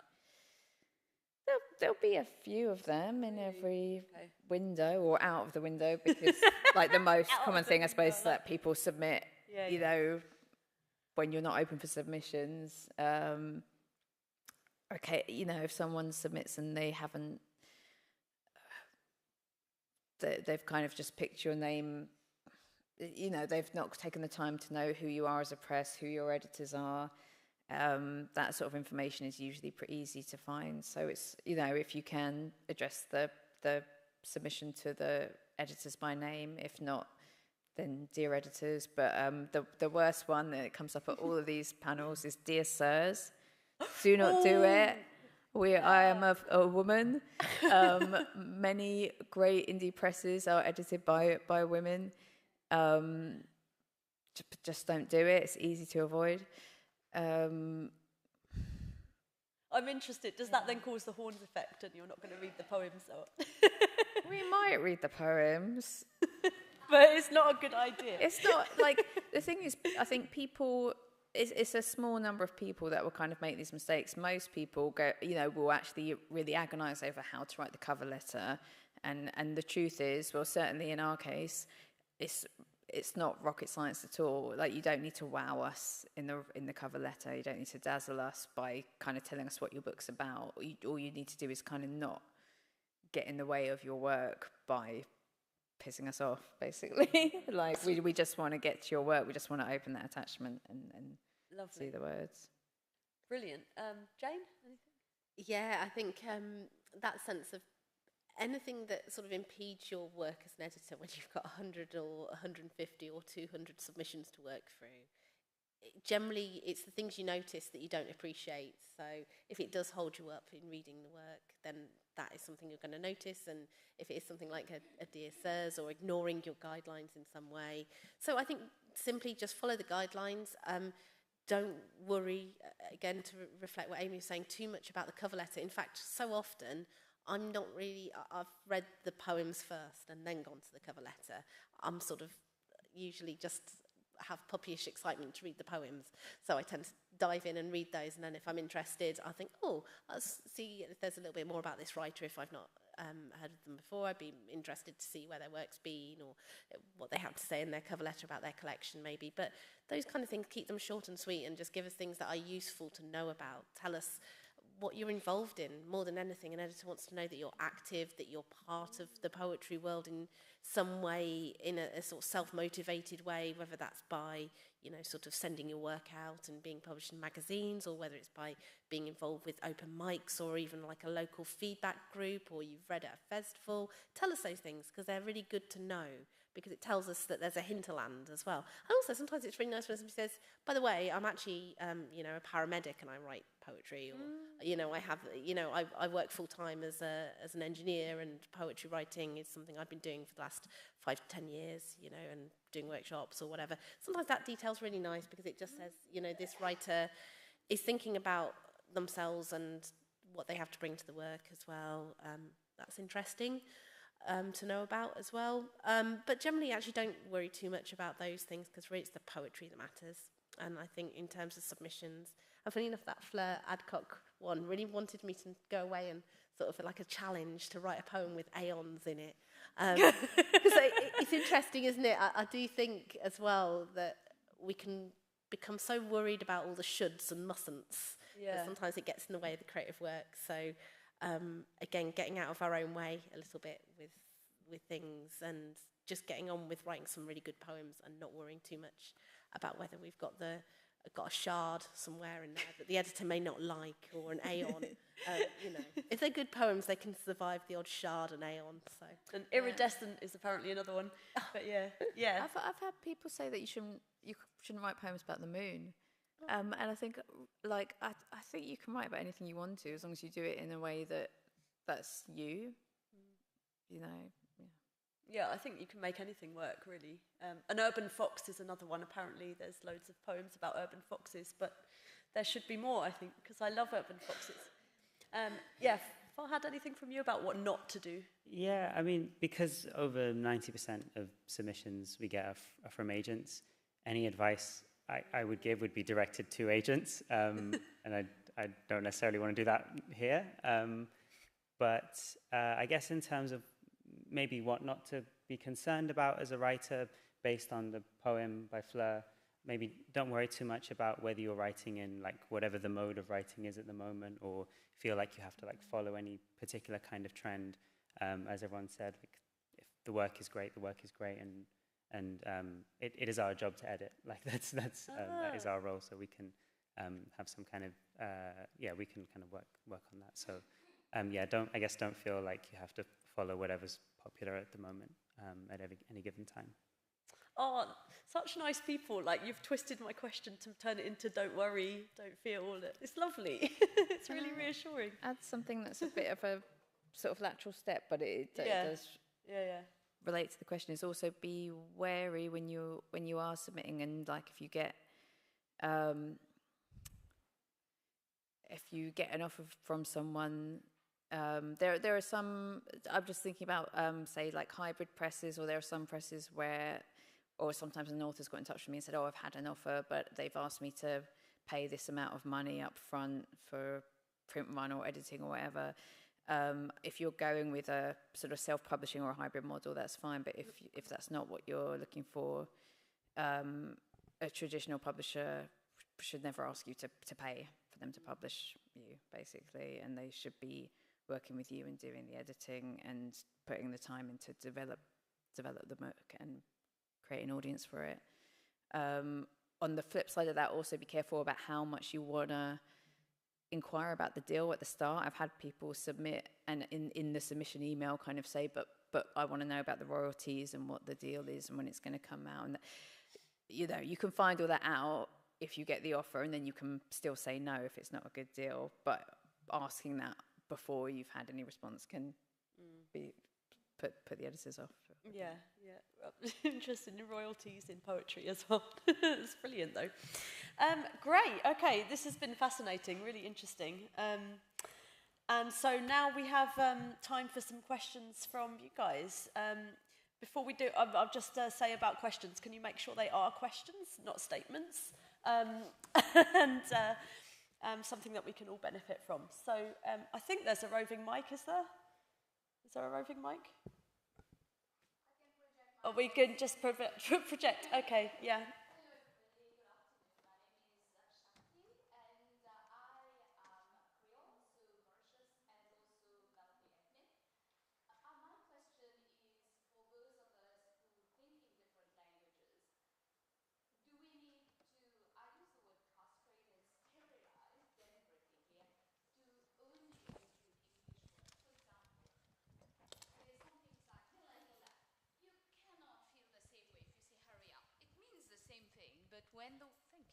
When the word is hurry up versus yalla yalla, I remember Sarah yalla yalla, or TK, where my head will tilt because I'm of some mixed Indian descent as well.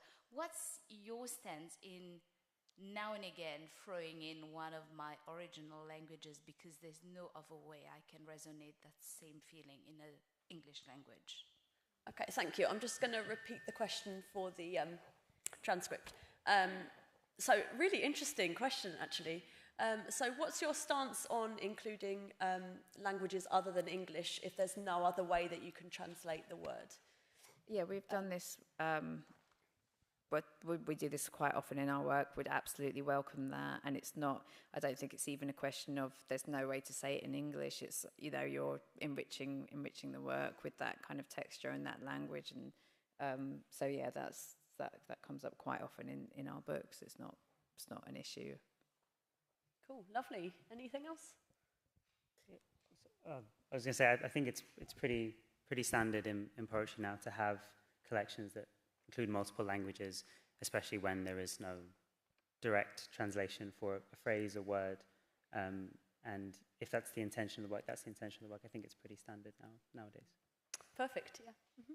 Yeah, absolutely. And writers like Romelin Ante, I think, have been really key in lots of ways of not always necessarily translating things. Sometimes there are translations. Sometimes it's the context of the poem that makes the meaning clear of the word that is used.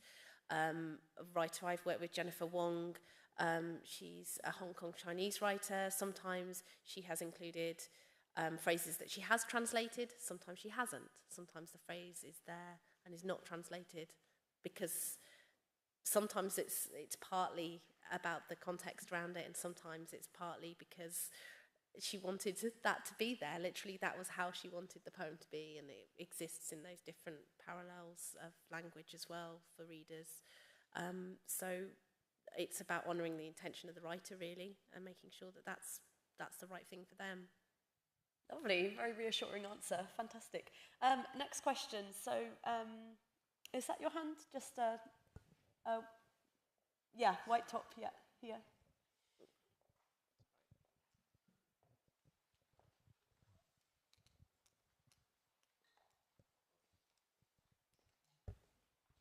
Hey, yeah, so my question was, I guess this is one that's more for bigger presses rather than indie presses, but I think it kind of applies to everybody.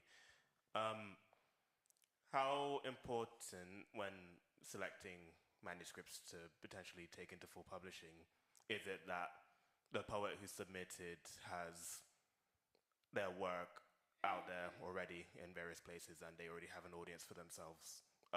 So like, theoretically, could a brilliant young writer submit like a brilliant manuscript but have no footprint anywhere within the poetry world? Would you still be likely to take that person versus someone who's sort of more known and easier to market, I guess? Brilliant question, yeah, thank you. So how important is it for someone already to have made their mark? I like the word footprint in the poetry world. Or would you ever take someone who just isn't generally known? I'm guessing you mean magazines, competitions, things like that, yeah. Anyone want to take that question? I think it might happen with a pamphlet. Pamphlets are, tend to be an emerging writer's kind of early step into publishing. It probably wouldn't happen with a collection, and even most of the pamphlets we publish, the writers would have some footprint, because the process is not even necessarily that you have to have had these milestones for their own sake, but that shows that you had this ongoing commitment to your craft and to the work, that it's likely to have got your writing to the level where it's ready to be published, that you would be taking those steps because they're kind of part of you honing your voice. Yeah. Anyone else? I don't know if I can add to that, to be honest. Yeah. Yeah, I think I agree. I think it is an integral part of it, really. So generally for us, we would normally find with a voice that was doing something really interesting, exciting, that by reaching that point, they have encountered those steps. So it would be extremely rare, I think, to take a collection where the writer had never published any of it or never had previous sort of connection in some way, because it is part of that development of yourself as a poet for it to reach that point as well. I'm thinking, I can think of one example actually, and that's Caroline Bird, who had a collection published with Carcanet when she was 15, I think. But she is truly one in a million, and she's amazing. Yeah, I don't think it would, I mean, for me, my pamphlet is comprised of 12 years of poems that were in magazines and competitions. But I don't want to depress you all, because that's just me. Awesome, thank you. That was a really useful question. Anyone else? Yeah, just in the front here.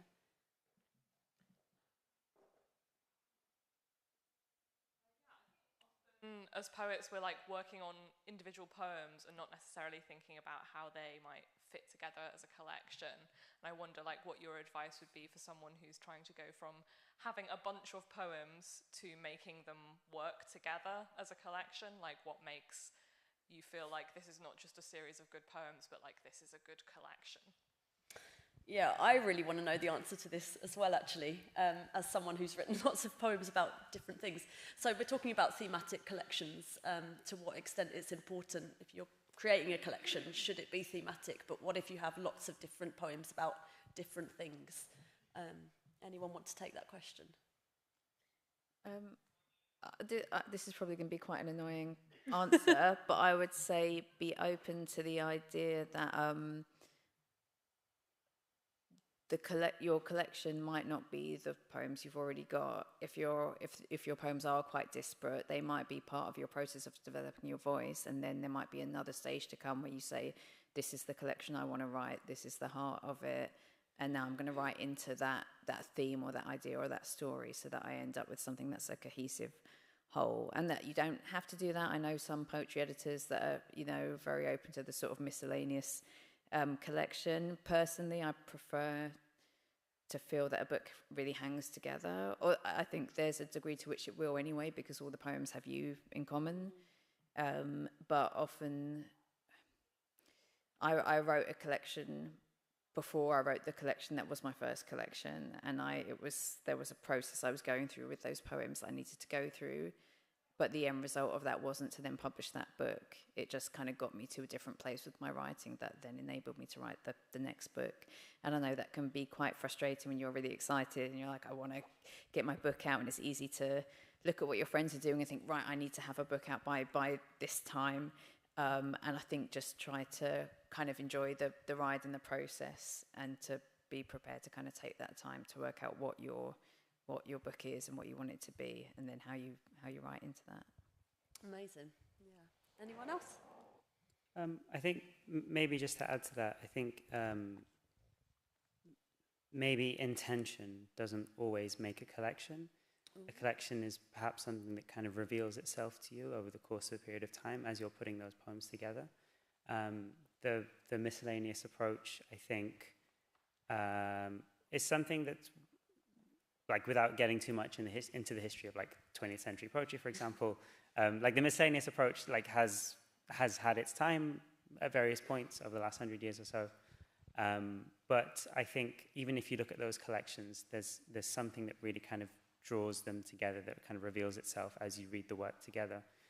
So I think as you're developing the work, rather than kind of forcing it, if something kind of reveals itself to you, you'll feel that moment and you'll know, okay, this is what I'm organizing around. This is what my brain and my interests are kind of circling around. This is kind of the furnace of the collection, and that will kind of, I think, reveal itself to you. It tends to be the experience when I speak to a lot of people who've put together their collection. Lovely. Yeah. Anything, Jane?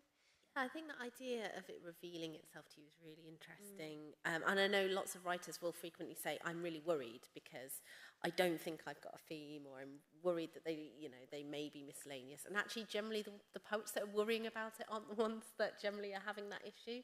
Because I think, as Amy said earlier, you've written it, so there's a sort of sense that your voice is in there. That can often be the uniting factor. Your experiences are in there too.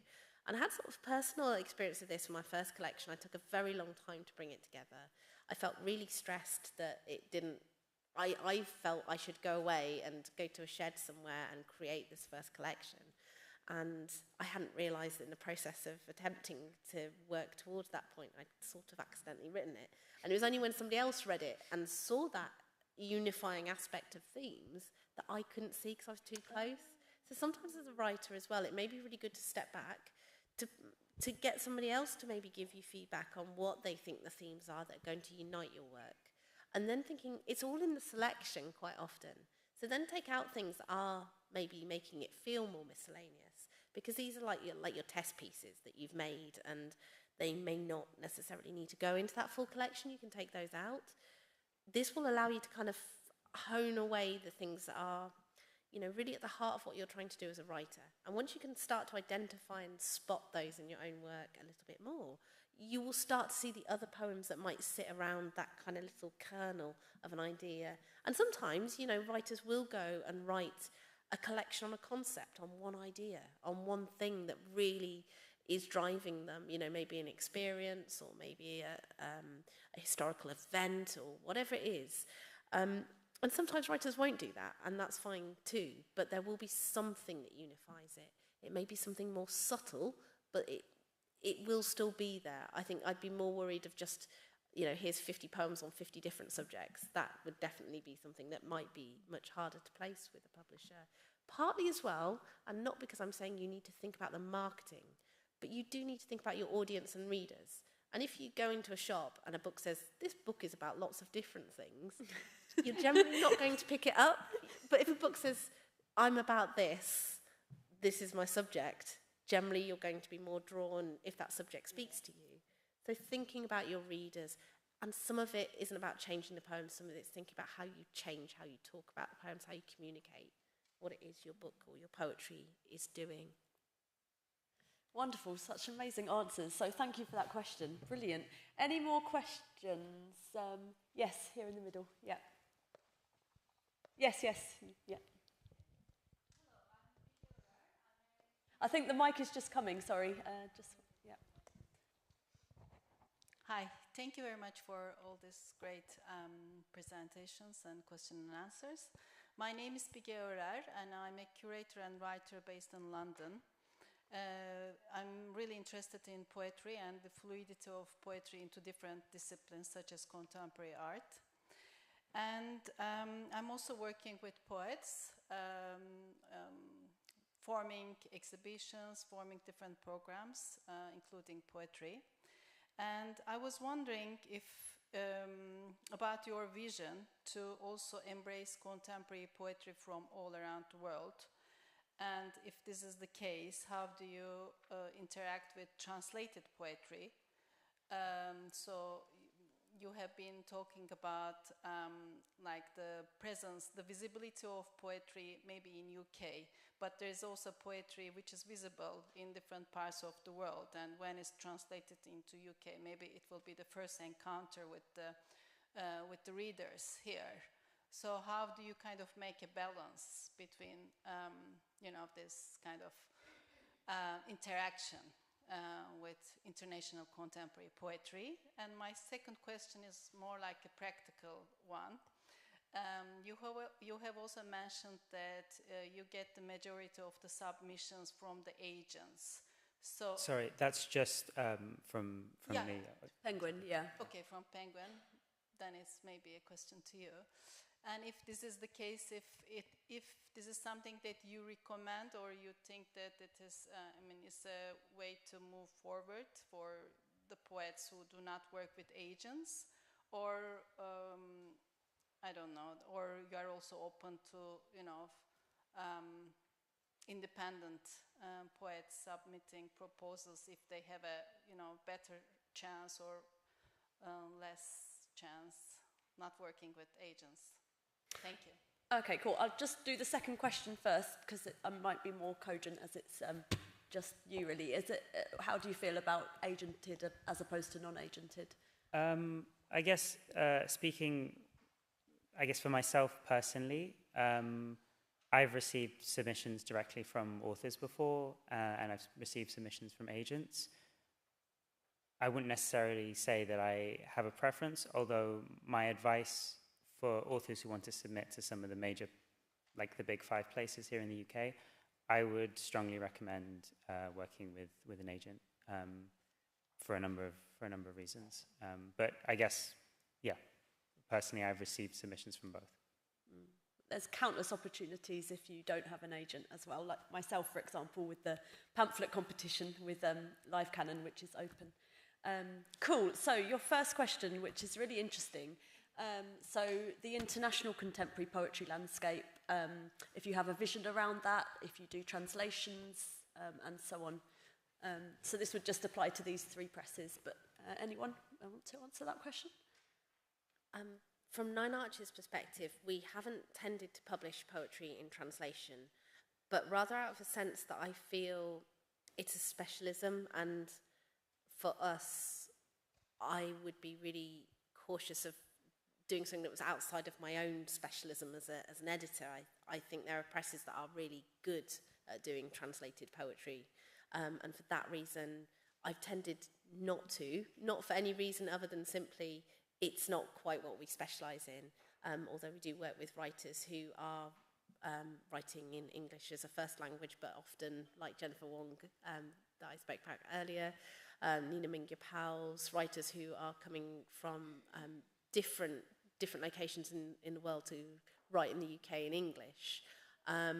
But I have tended not to do translation just because I feel it's a skill set that I, as an editor, at the moment, as a publishing house, we don't currently have capacity to take it on, and I'd only take it on if I really felt that we had a translation poetry editor who had those experiences and knowledge, because it is a really important and specialised area. And I think there are great organisations like the Poetry Translation Centre, Modern Poetry and Translation, and others as well, and publishers who do have that I definitely recommend looking at. Cool, thank you. Anyone else? Yeah, very, very similar with us. We haven't really published anything in translation. We have published work by international poets. We've published several poets from the US, but also poets from, also European poets. And we've just signed a poet based in Lebanon. And some of our books have quite a lot of other languages in them within the English, but not a fully kind of translated piece. We read a really amazing submission a couple of years ago that was a translation, and we nearly took it, but like you were saying, we kind of thought I didn't quite have that specialism, and I think if we'd had more capacity, we would have taken it, because it was, it would be quite an exciting thing to work on, but it just wasn't quite. We weren't quite ready for it, I think, at that point. But yeah, some presses are fantastic at that, so it's worth kind of looking into and seeing where those works might be best placed. Yeah, National Poetry Library, which is just here in Southbank, that's a brilliant resource for finding out things. Anything from Penguin? Yeah, so I work on a lot of translated work for our classics list, the modern classics list, some of it poetry. As far as I'm aware, and I don't have an encyclopedic knowledge of every book Penguin has published in terms of poetry, I don't think we've published contemporary poetry in translation as of yet. I'm definitely interested in it. I read a lot of translated poetry from all over the world. We publish poetry both sides of the Atlantic, and there's definitely a heavy translation focus within our division specifically, not just because we work on classics, but also some of our non-fiction and fiction contemporary work is also in translation. So I think there's definitely space for it at Penguin. How that will pan out, can't say at this stage, I'm afraid. Fantastic. We've got 2 minutes left, so anyone have a really quick question? Really, really, really quick that we can answer really quickly. Yes, go for it. The mic is coming. Thank you. Thank you very much for this question and answer. It's been really, really helpful. The question that I have is, what type of author or poet care is provided by all of your presses? In particular, I think the smaller presses, some authors or poets would come to you without agents, so what type of poet care is provided during the publishing process? Oh, what a lovely question. So what kind of poet care is provided, especially for the small presses? Go for it, Amy. We work really closely with our authors for a lot of the process. It's essentially me doing kind of a number of different jobs along the route, which is quite nice because it means it's not kind of getting passed from person to person. So I will edit and then copy edit and then typeset and design and then kind of do the marketing. And this is often how it is with indie presses, that it's kind of one or two people doing everything.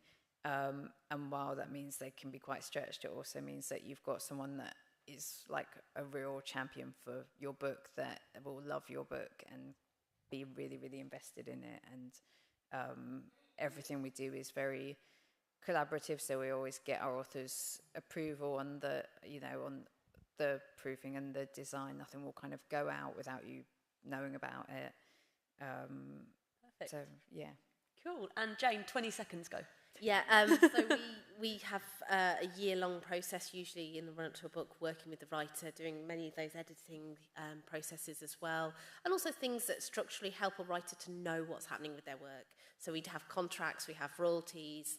We also have writers coming back for their third and fourth books with us, which is really important to us to kind of build that body of sort of work for that writer and support and look after them. And also making sure that when that next collection comes along and they're feeling unsure about it, that we have a whole programme of sort of continual mentoring and editing with a lot of the writers we've worked with over the years, so they can come back to us as well. And they get input on their marketing and input on their design, similarly to they do at Bad Betty as well. Awesome. Well, I'm sure you'll agree this has been an absolutely fantastic hour. I've learned so much as well. So thank you to all the panellists, and thank you to you guys for listening so well and for all your amazing questions. Okay. And best of luck to you all. Thank you. So thank you for that.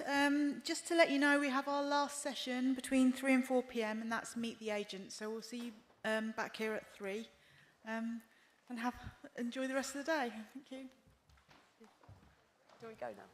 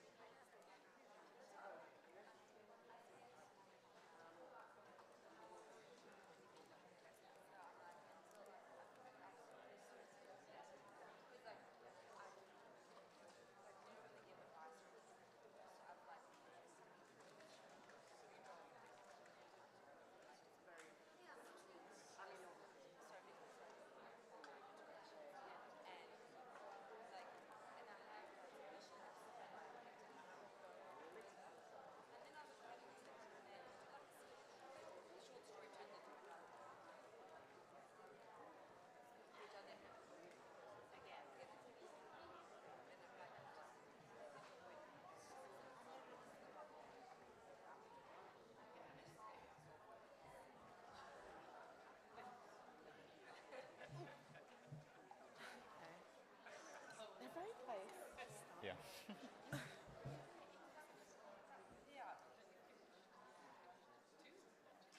Hi, hello.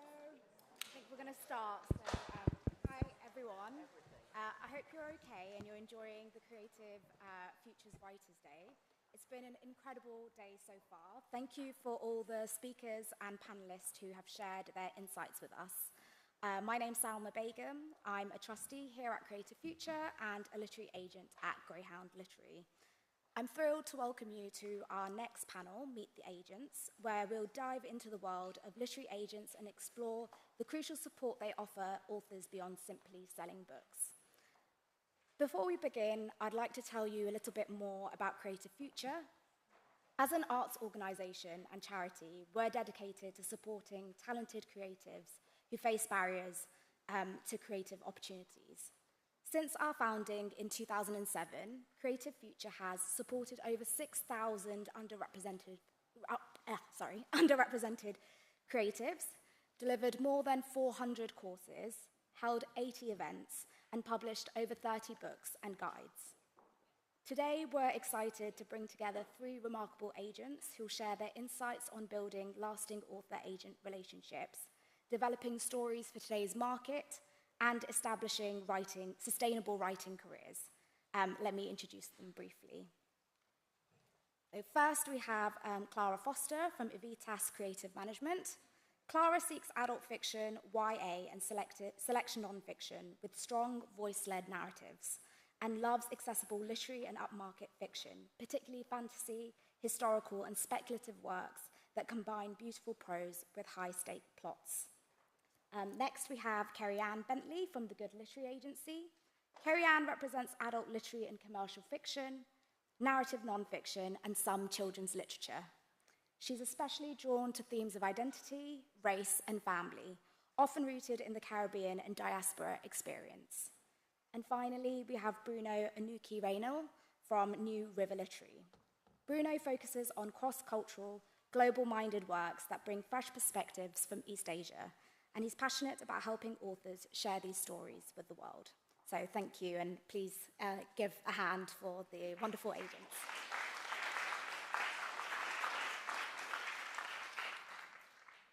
Today's discussion will focus on 3 main areas. So 1 will be understanding the role of a literary agent. We'll explore what agents do beyond just selling books and dive into what they look for in both manuscripts and in authors themselves. And then we'll focus on market trends and shaping stories for success. So our panelists will talk about today's market trends and the unique challenges in different genres, how they collaborate with authors to develop stories that resonate. And then finally, we'll look at pitching, networking, and practical advice. They'll share strategies for pitching, tips for breaking into the publishing industry, and advice on building a lasting career in publishing. And then we'll wrap up with a brief Q&A, so feel free to jot down any questions you may have, and for now, we'll just dive in. So I will start with my first question. So many authors see agents mainly as people who sell their books. Could each of you share a broader view of your role and responsibilities? Clara, could we start with you? Yeah, of course. Can you all hear me properly? I'm not sure. I'm never sure about the mic.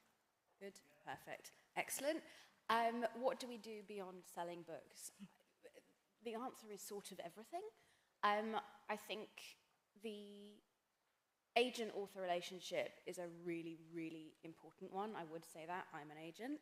But we are your first point of call. We are your touchstone between everything you do and the publishing world, and we're here to provide you with advice and help you plan your careers. And it really means that even if you change publishing house, editors leave, houses change, hopefully, if you get your relationship right with the agent, that's something that could span years, even decades, and your agent becomes your point of continuity. So I work very editorially, so that's the first thing I do with my clients. We also have a discussion about what we want next, how we're going to plan. And then, of course, selling, there's the contracts as well, making sure that your interests are protected. Have I missed anything? Just advocacy. Oh, yeah. Yeah, I think that's rather, but I will leave you to speak a little bit more about that. Thank you. Yeah, adding on to Clara's fantastic answers, I think of my agenting career, especially as it pertains to the relationship, as mainly being my author's cheerleader, their advocate. The publishing industry can be very scary for writers, and their books is their baby, their soul, and you want to be like their gladiator, protecting their interest, using your knowledge and basically using your expertise to do as much of the nitty-gritty so that the author can just remain the artist and create. Thank you. And Bruno, just if you have anything to add, and just another question that I'd ask you is, what's one part of your job that you do that isn't visible, but is something you'd like aspiring authors to be aware of? Yeah, I think with the first question, kind of echo everything that you say, and it's, you're someone that the author can build a relationship with over hopefully quite a long time, and protect your interests over that whole period of time, as opposed to one single one-off occasion where you might hopefully sell one of their books. And then maybe tying into the second question, I think another thing is you mentioned expertise, but it's your job to really know the market and know who you're selling to. So maybe one sort of hidden area is all the time we spend talking to the editors, who are the ones who we are trying to sell the books to, and I suppose us developing our understanding of the market and how that might apply to the books that we're representing. So yeah, I think all the sort of networking / coffees and whatever it is, that we spend quite a lot of our time devoted to building these relationships with the people we sell to. I think that's really interesting. Sorry, I'm just going to add on to that, because my MD always says that agents are essentially free consultants until the commission comes due. So, for that period of time where actually it sort of sometimes looks to people like, what are you doing? We are adding value in terms of knowledge. So I think it's a really interesting point to make.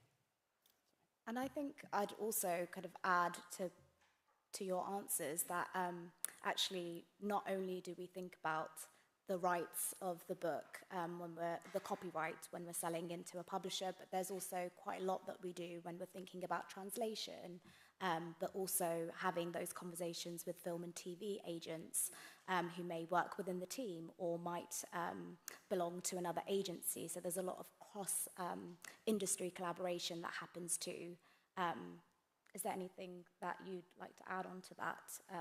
If there's any kind of rights that you handle that are perhaps not immediate? I think those are the big ones. English language rights, foreign rights, film and TV. There are other adaptations. You do get dramatic rights for stage and screen and video games, but those are less usual, I think. But actually, I guess that's when the expertise comes in, because it's up to us, if that becomes a thing, to find the right experts to then help that function. And I think quite important, just because all of those things that you mentioned, it's not something that's obvious from the outside, and it can seem a bit cloak and dagger from the writer's point of view. So yeah, I think sort of trying to help the author through things like that. I think that's something that surprised me the most, that when you are working with an agent, and as an agent myself, you're really thinking about the author's book, but not just that. So you are thinking about all these other opportunities, and you're thinking long term, because some of these moments might not come for a very long time. It might be that 10 years down the line, that a film and TV opportunity presents itself. Or a book may take off in one translation market, and that might have an effect on many others. And actually, I think that's always quite an interesting discussion that I then end up having with my writers, and it's not necessarily the one that I think they expect to have. So thank you. My next question is about agent-author relationships. So what qualities do you look for in an author-agent relationship? Carrie-Anne, can I go to you? Sure. When considering taking on a client, an author, obviously, the first instance, I would love and appreciate their work an enormous amount. You want to devote an enormous amount of time, as you say, for free, until the commission comes in. So genuinely loving that author's voice, their work, makes it very easy to have a copacetic relationship. Also, I'm looking for a author who is knowledgeable about the industry, about what it means to be a writer. Even though I'm not expecting them to come to know everything, that's why they need an agent. But to have a sense of what an agent does and what an agent does not do. Sometimes authors think that literary agents operate in the same way as a talent agent or a speaking agency, and that's not the case. And on the agent side, there's a lot of mitigating expectations for the author, and I think the best way to make that relationship work well is just a lot of transparency, a lot of communication, setting out the terms, the boundaries of how that communication takes place. Each agent has different levels of accessibility to their writers. So again, setting out how you work, how you want your author to work, and obviously meeting their needs as well. So lots of conversations about communicating. It's a very communicating, person-facing job. Yeah. Thank you. Bruno, how do you manage this with writers who are not probably in the territory that you're predominantly selling into? Yeah, I think in a sense we're quite lucky at our agency where we sort of largely take books that have been published already in Japan or Korea and sell the rights into the UK or wherever it might be. We're quite lucky in the sense that they've already had probably some measure of success in their home territory. But then when we're considering new books by new authors, I think sort of if you hear a little bit about the author's personality and whether they're the kind of person who will be easy to work with in some way, it can really make a big difference as to whether, when we make that decision of whether to handle a book or not. And I think probably quite similar with both of you three of you primary agents where, I suppose the worst situation you can probably get in is if you have this author and you're dreading whenever you have to contact them, or they might be dreading having to get into contact with you for whatever reason. So I guess avoiding situations like that on a basic personality level. Yeah, communication is so important. I think that's what's coming through. Clara, do you have anything? Yeah, I think it's a really interesting question, and I think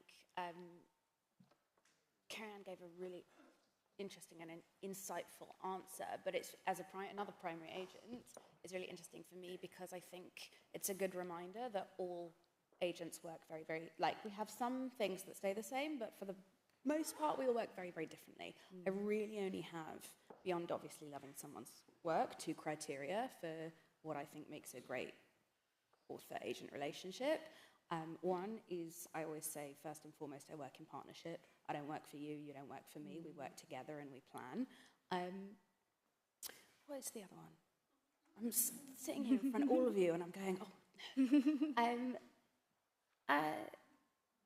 and the other is that I want to work with writers who want to make a career out of their writing.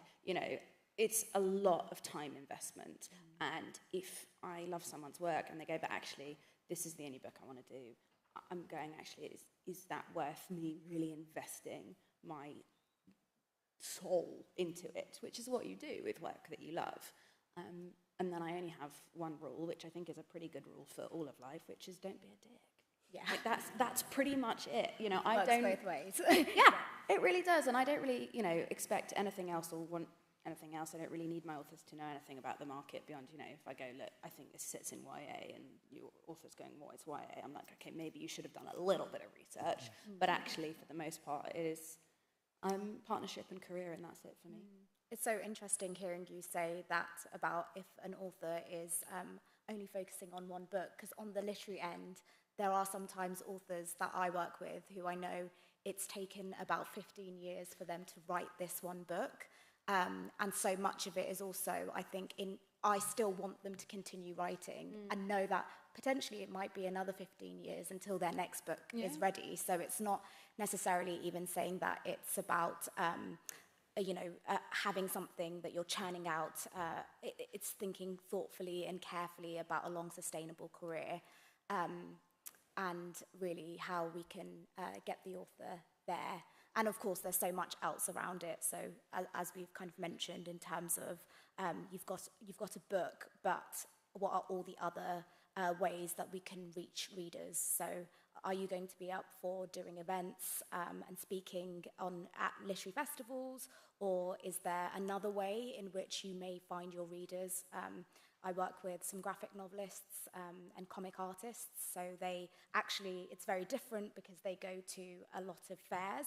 It's much smaller scale and quite different to the literary festival, sitting here and kind of hearing them speak on a panel. But it's just that kind of connection and really the professionalization and taking yourself and your work really seriously, because that's what we do to East Asian Voices. Could you discuss the unique challenges and benefits of representing these types of works?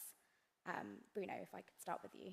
Yeah, so in terms of books from or relating to East Asia, I think we're very, very lucky at the moment.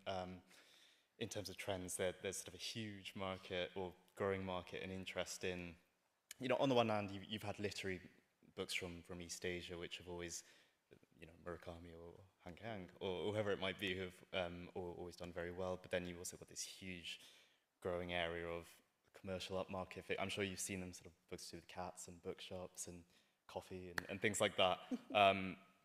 So in that sense, that's enough books have come out which have been big successes,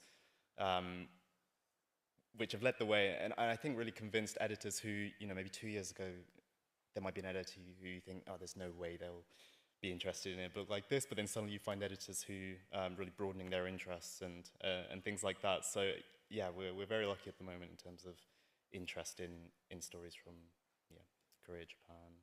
What do you think that, can you see what a new trend in that area might be? Is that kind of emerging, or is it still quite a lot of kind of focus on that magical aspect, like that we've got with Before the Coffee Gets Cold and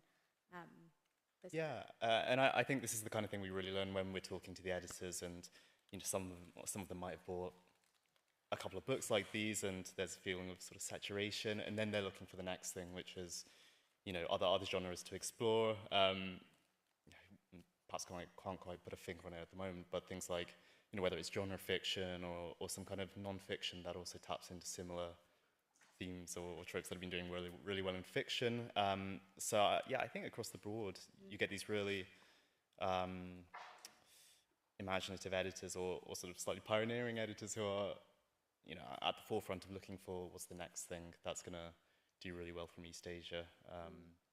So maybe across a variety of genres. They're quite open-minded, I suppose is the answer. Yeah, and I mean, genre is also having a moment, I guess, that kind of, the way that we talk about it in the industry is kind of, well, how would you actually kind of speak about genre currently with things like romantasy? I'm sure you've had, well, I don't know if you've had that term or if it's just something that we make up in the office. Yeah, it's a really funny one, actually. I should say from the off that I do love genre fiction. I work a lot in genre fiction. I'm actually a real generalist. So I work across non-fiction, adult fiction, from accessible literary to book club to genre. So that's fantasy, romantasy, historical. Genre also includes, though I don't do it, crime and thriller. And what have I missed? Procedurals, rom-coms, that kind of thing. And I work in YA, and I've currently, for some reason, unexpectedly got my hands full with a picture book. So there are a lot of agents who aren't as crazy as me and do, find a niche. But I, as an agent, and this does feed into the question that you asked, want to work with writers whose work I always say, if I can see myself putting money down for that book in a bookshop, I want to work with you as your agent. And because as a reader, I have such wide tastes, I figure it makes sense for me to work that way as an agent as well. And that follows into trends, I think, because readers are swayed by trends. If there's something everyone's talking about, the general public will absolutely buy it, but things change, they move. And I think publishing gets very caught up sometimes in what's the next big thing. We don't know how we're going to find this. This is sold really well, so we've got all these comp titles. And the first thing I always say to any of my authors is absolutely under no circumstances are you to write to trend. because by the time you've written the book and maybe even, got it published, that's 2 years, 3 years down the line, the trend's moved on. The only thing I think anyone should be writing is the thing that they want to write. It's my job, obviously, as the agent, to keep an eye on the trends, to know what's happening, which means that if, one of my authors comes up with something and I go, oh my God, you are right on the money, right what all the editors are looking for right now, I can position it in a certain way, but that's just selling. That's not the book itself. And so I think the first thing is absolutely do not, under any circumstances, try and write to trend, because it will not feel as authentic as something that you've just written because you think it's brilliant and you love it and it's the book you want to write. But on the other hand, just to go back to what you were saying, yes, genre is having a moment, and I think that's something else that happens. Things come round, they come round in circles. So at the moment, everyone wants to read and find romantasy, fantasy that is a romance at its heart. Fantasy itself is having a real time, I think, in large part due to the nature of escapism, but also the rise of, book subscription boxes, Illumicrate and Fairy Loot and any of the others. But those things were always there. I grew up reading what we would now call romantasy. It just wasn't called romantasy at the time. So I was thrilled when it got a name. But what happens is with a trend, something gets big, and then all of a sudden everything under the sun is now called romantasy, even if I'm looking at it as a long-time reader and going, that's not actually romantasy. So I think it's publishing shoehorns things into boxes in order to try and work out how to sell it. But writers will write, and writers always write in the same, I don't think that's a bad thing, not in an unoriginal way, in the same circle. Sorry, I am yapping on, feel free to stop me at any time. Writers will always write what they want to write, and the things that interest human beings will always be the same. And I think it's just a matter of levels of attention going up and down. But actually the market doesn't change as much as we think it does. And at the minute, everyone's going, oh, middle grade's not selling, YA is doing really well. About 10 years ago, everyone was going, oh, YA is never coming back. It'll come back. Middle grade will come back. That's how the industry works. So I think my one piece of advice is just write what you want to write. Don't write to trend. And I also think it's quite fascinating how you can't really just focus on trends in publishing either, because we don't live in a vacuum. So there's always, I think the advice I give to the writers I work with is to be aware of what's going on around you and what people are interested in, what are people talking about in the news, in film, in music, and what are those things that interest you and perhaps that your work may speak to, just to know where you want your work to sit in the wider world, actually, because we write to be read. And as you say, things shift. Rom-com is not a book genre. It is No. a film genre, and publishing has appropriated it. Not, I should say, I think, particularly well, but we have, and so things are, as you say, really malleable, and they do shift. And there can also be like a danger to the conversations around trends, and I'm thinking particularly, Kerry-Ann, around the representation of Black voices, and especially after, during the pandemic and during Black Lives Matter movement the last few years, and how that's kind of perhaps had an impact on how we then think about publishing. Is that something you could speak to? Yeah, thanks for that great question. So yes, my focus is on diasporic voices, the African diaspora specifically, which includes the Caribbean. I am Caribbean, and the way I'm cultivating my list, it's not necessarily like Clara. I am a generalist, and I'm interested in the identities of the writers, and so the challenge is, when you are dealing with Black and brown voices in an industry that has a status quo that is white, male, middle class, is that first it's a challenge to find representation for those voices to even be of interest to what editors think readers want to read, want to buy. And I think one of the biggest struggles is the fact that you can't have more than one at the same time. And during the pandemic, the advent of the pandemic, in which borders opened up in terms of remote work, but also in terms of the stories were being told, everyone was paying attention, and I think everyone noticed the huge influx of diverse stories and diverse voices. And conversations having now with other peers is that interest, that earnest drive for change has rapidly regressed.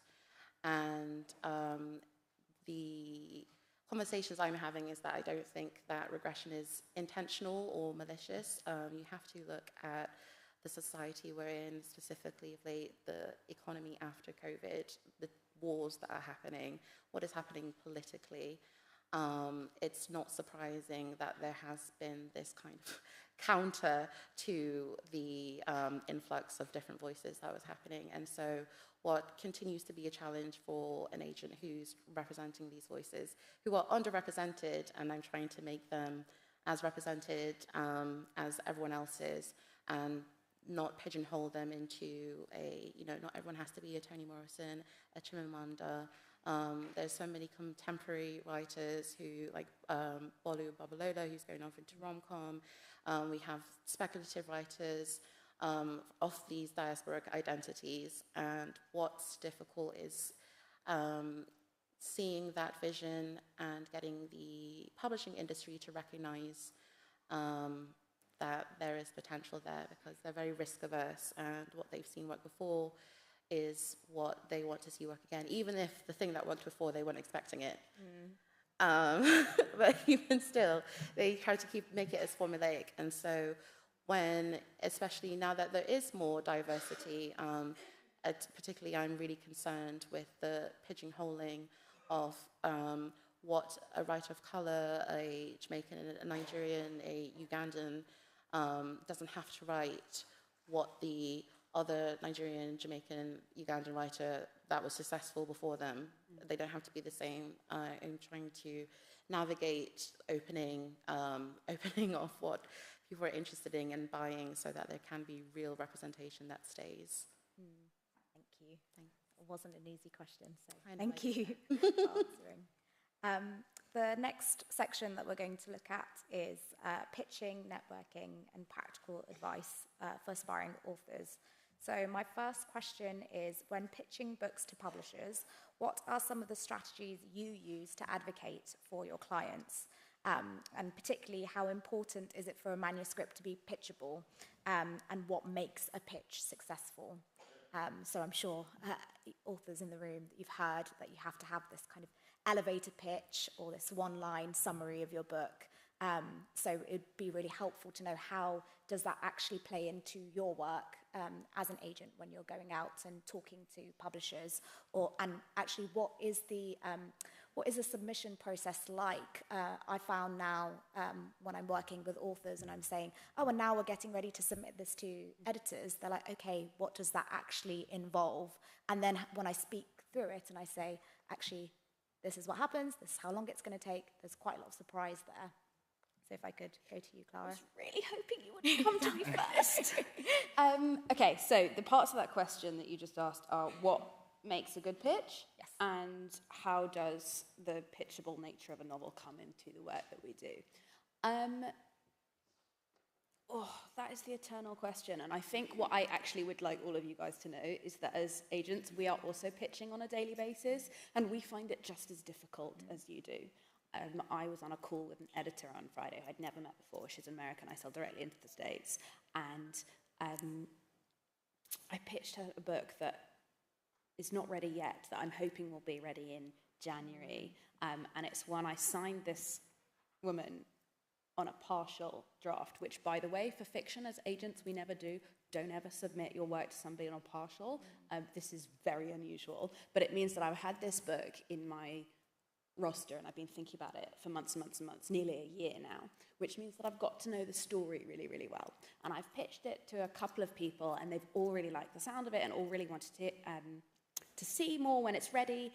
And the other day I was on this call with this editor and I told her, and at the end she went, "Oh my God, I've got big goosebumps. Are you a writer? How did you pitch that well?" And I was going, yes!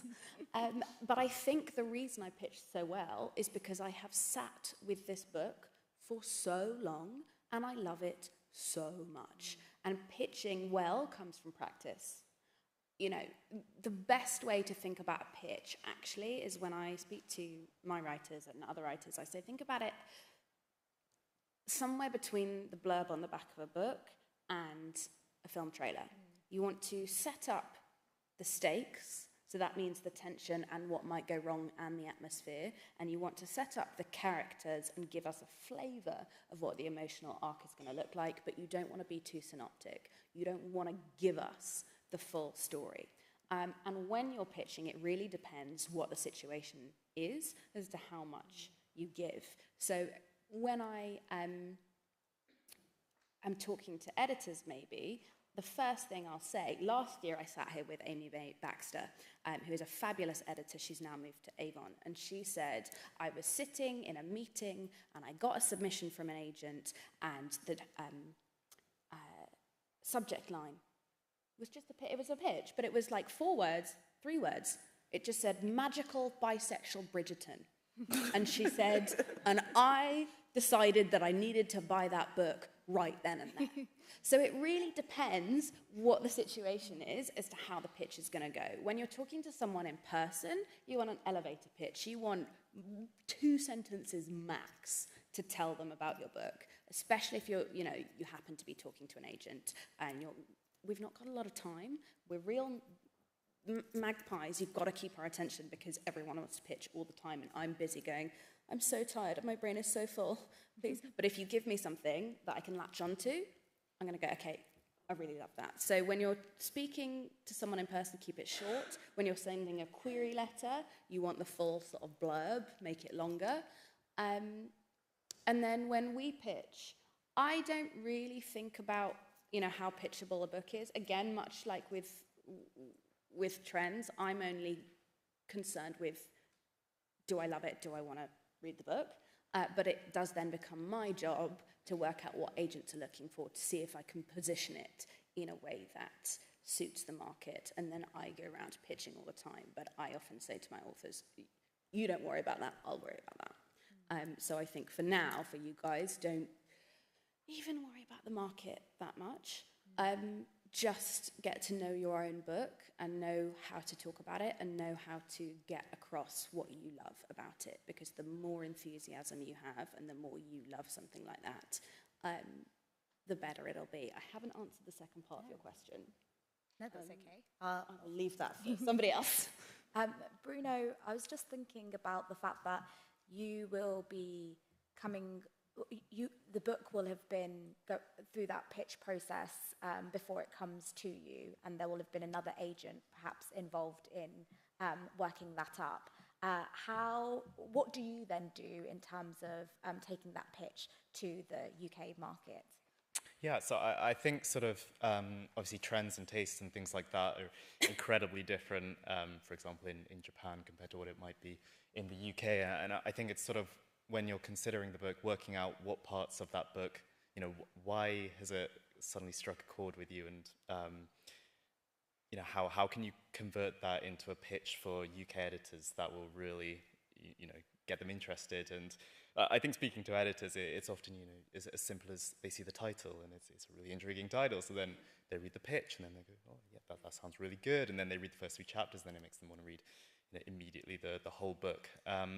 So yeah, I think it's just sort of working out why you've fallen. Well, yeah, it can be instinctive in a way, and you've got to slightly try and unpick why it is that you've, fallen for that book when you first read it, and how can you introduce it to editors in a way that it will really resonate.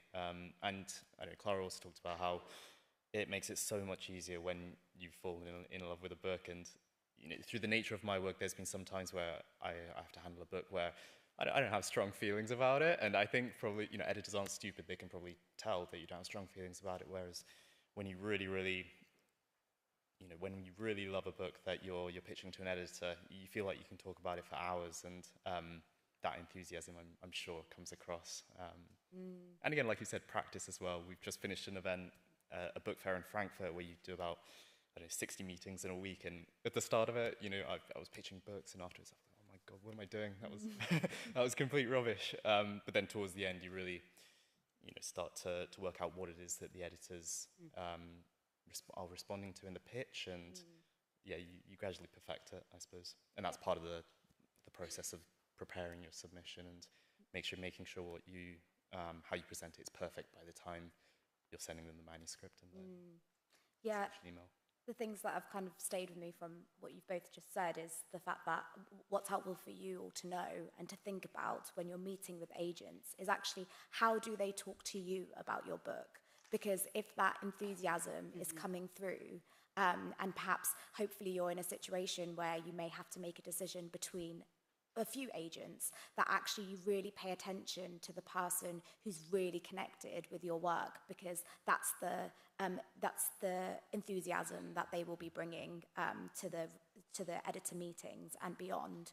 The other thing, I guess, that kind of stuck out to me that I don't think we talk about that much is how much agents talk to each other, because we kind of have this view that we're kind of very competitive, and perhaps that we don't, we don't talk about our projects, but actually there is so much within colleagues anyway, within a company that you may work in, or someone who may share your tastes, that I may practice my pitch with my colleagues and really try and perfect that.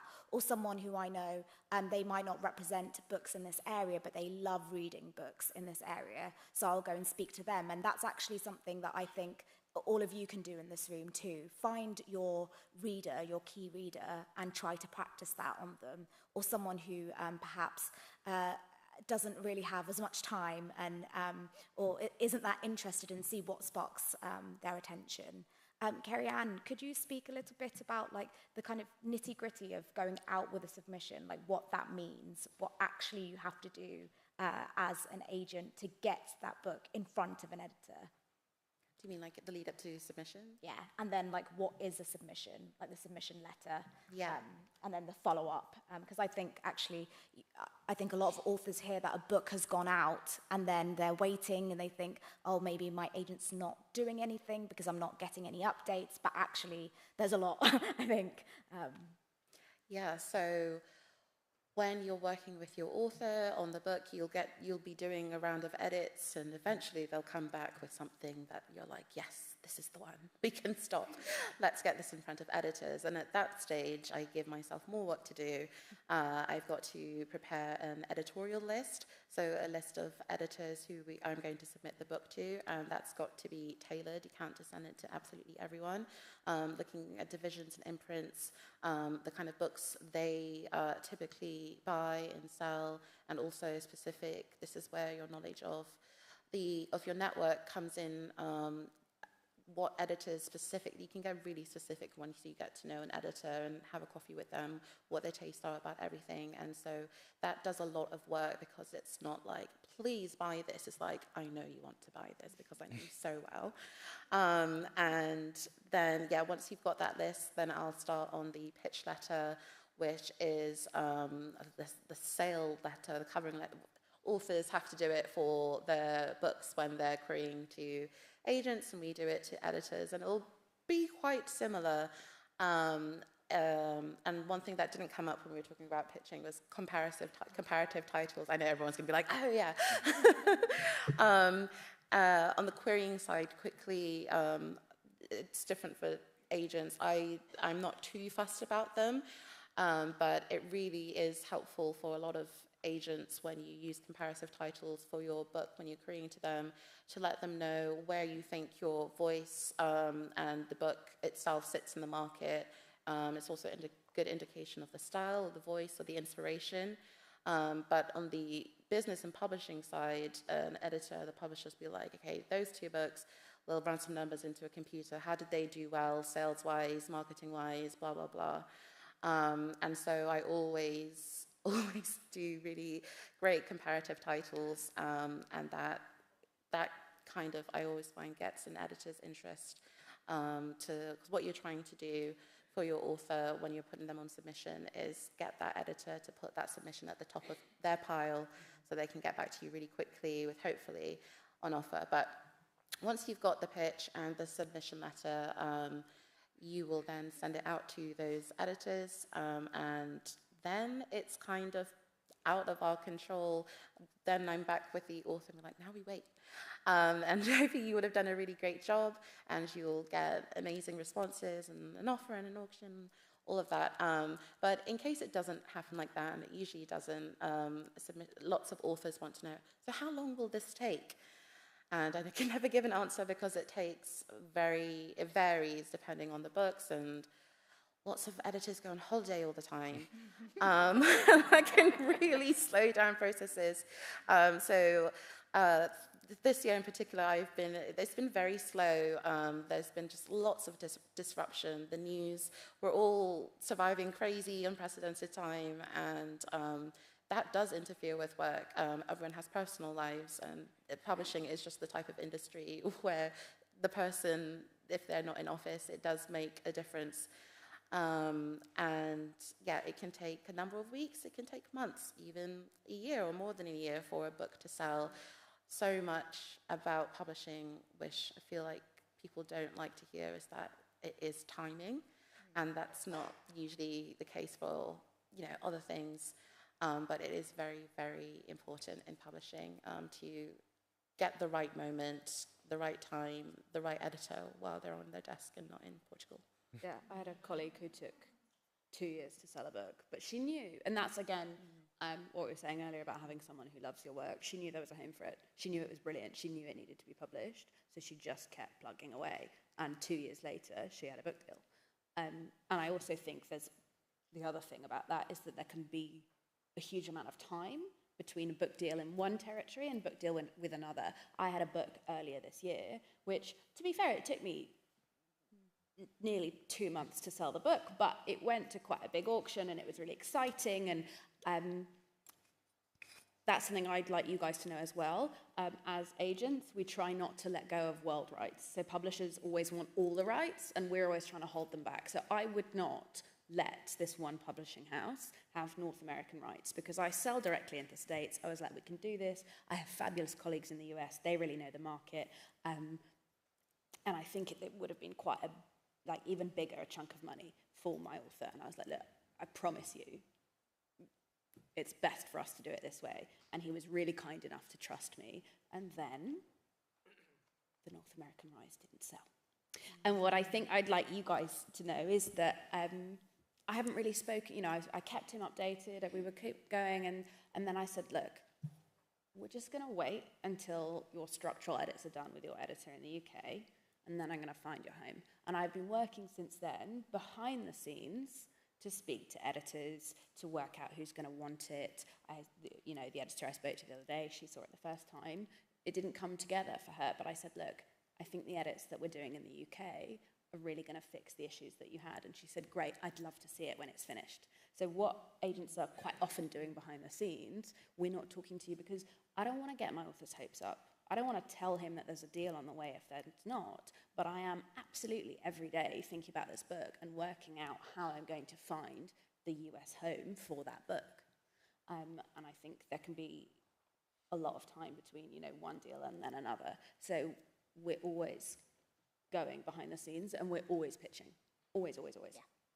Yeah, I think that's kind of what I'd love to have your kind of takeaway from this is that silence isn't a bad thing, and it can be really uncomfortable to sit in that, but that is so much of a writer's job.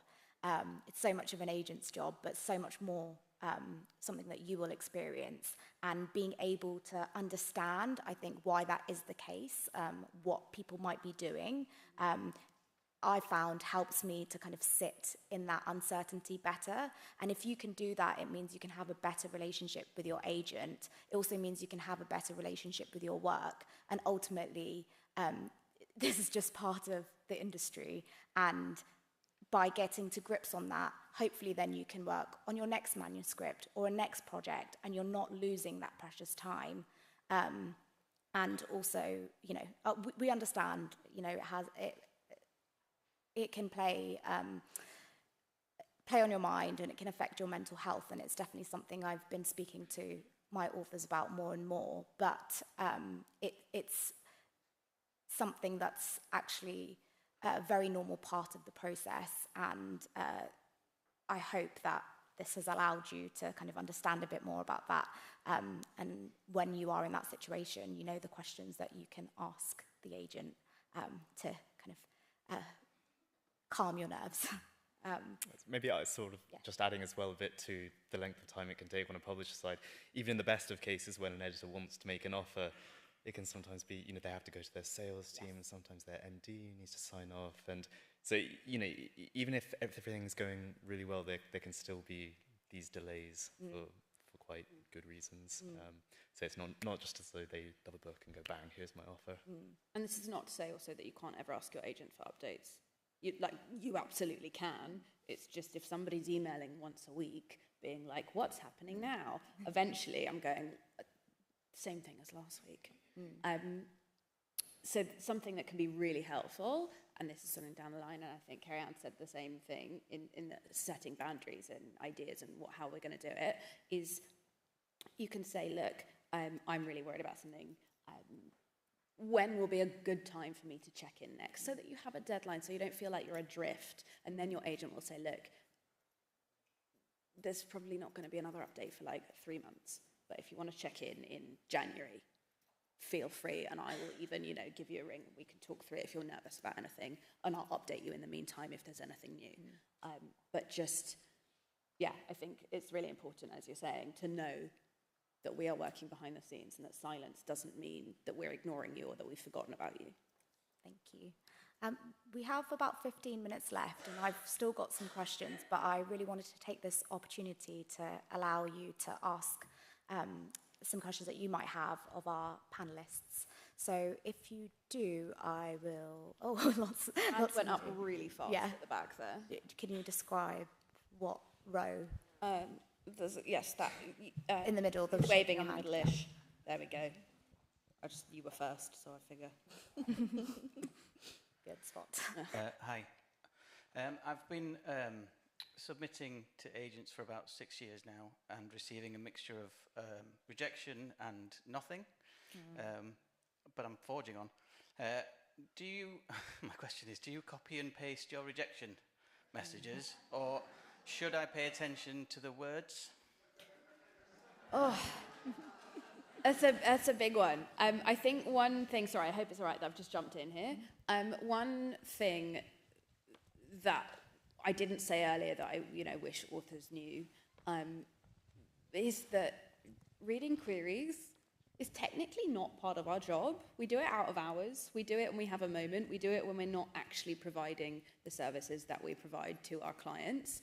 And I get 10 to 15 queries a day. So I've had to close my query inbox because I currently have 1,500 or 1,600 queries that I've got to get through, and all of them need proper attention because the people who submit to me have worked really hard, so I know I've got to take that time to review and make sure. And then I also, very guiltily, I'm going to admit to you all, some of those queries are from March. So it takes a while sometimes, everything gets busy. I do have a form rejection, actually. I don't tend to give feedback because I think it's not helpful. If I don't love your work, then why do you want my opinion? Occasionally, very occasionally, if I think something was really brilliant but it's not quite for me and there was something that was really stopping it, I will say, look, if you want some advice, here's my professional opinion. I think most people have a form rejection. Sometimes you will have been seeing sort of general platitudes, which I know can be difficult. But the other thing that I would say about that is that having a form rejection so I can just click and send a button means that I don't spend a lot of time personalizing advice for someone who might not even want my advice, and instead I can divert the energy and the time that I don't really have to reading more queries and giving them my full attention. So I think if you've got something really personalised from an agent, probably yes, they will have done that, but most of the time I think you do see form rejections, and I know that can be tough, but it's the best we can do. Thank you. And, any other questions? The gentleman up front. Hi, I know science fiction and fantasy usually get looped together, but are there like particular geographical areas where one is more popular or easier to publish? For instance, I think I've just seen online that science fiction is easier to publish in the United States, whereas fantasy is sort of equal in the UK and the US. And what's your take on that? Me again? Okay. I do a lot of fantasy. I really almost don't do any science fiction, so I am not an expert here. I think that it might be right, but I think as an author, first of all, like we were saying earlier about trends, things come and they go. I wouldn't worry too much about where's best to sell something. And secondly, if you're a science fiction writer, for example, you just got to find an agent who really loves science fiction. Yeah. I do know, I have colleagues who really love that, and I think for you, that's your job, is to just find, because it's almost always just about finding one person. For us, it's finding the editors. For you, it's finding the agents. I think don't worry about territories. Just worry about the agent who has a list that is going to fit with what you're writing. Great, thank you. The lady in the pink, yes, oh gosh, sorry, there, the woman who's standing up, thank you.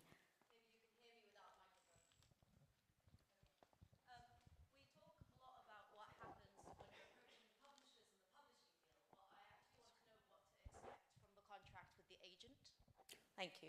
So in particular, as debut author, what should we be expecting in terms of exclusivity? Should it be exclusivity just for that book or for all your work, all audiovisual material?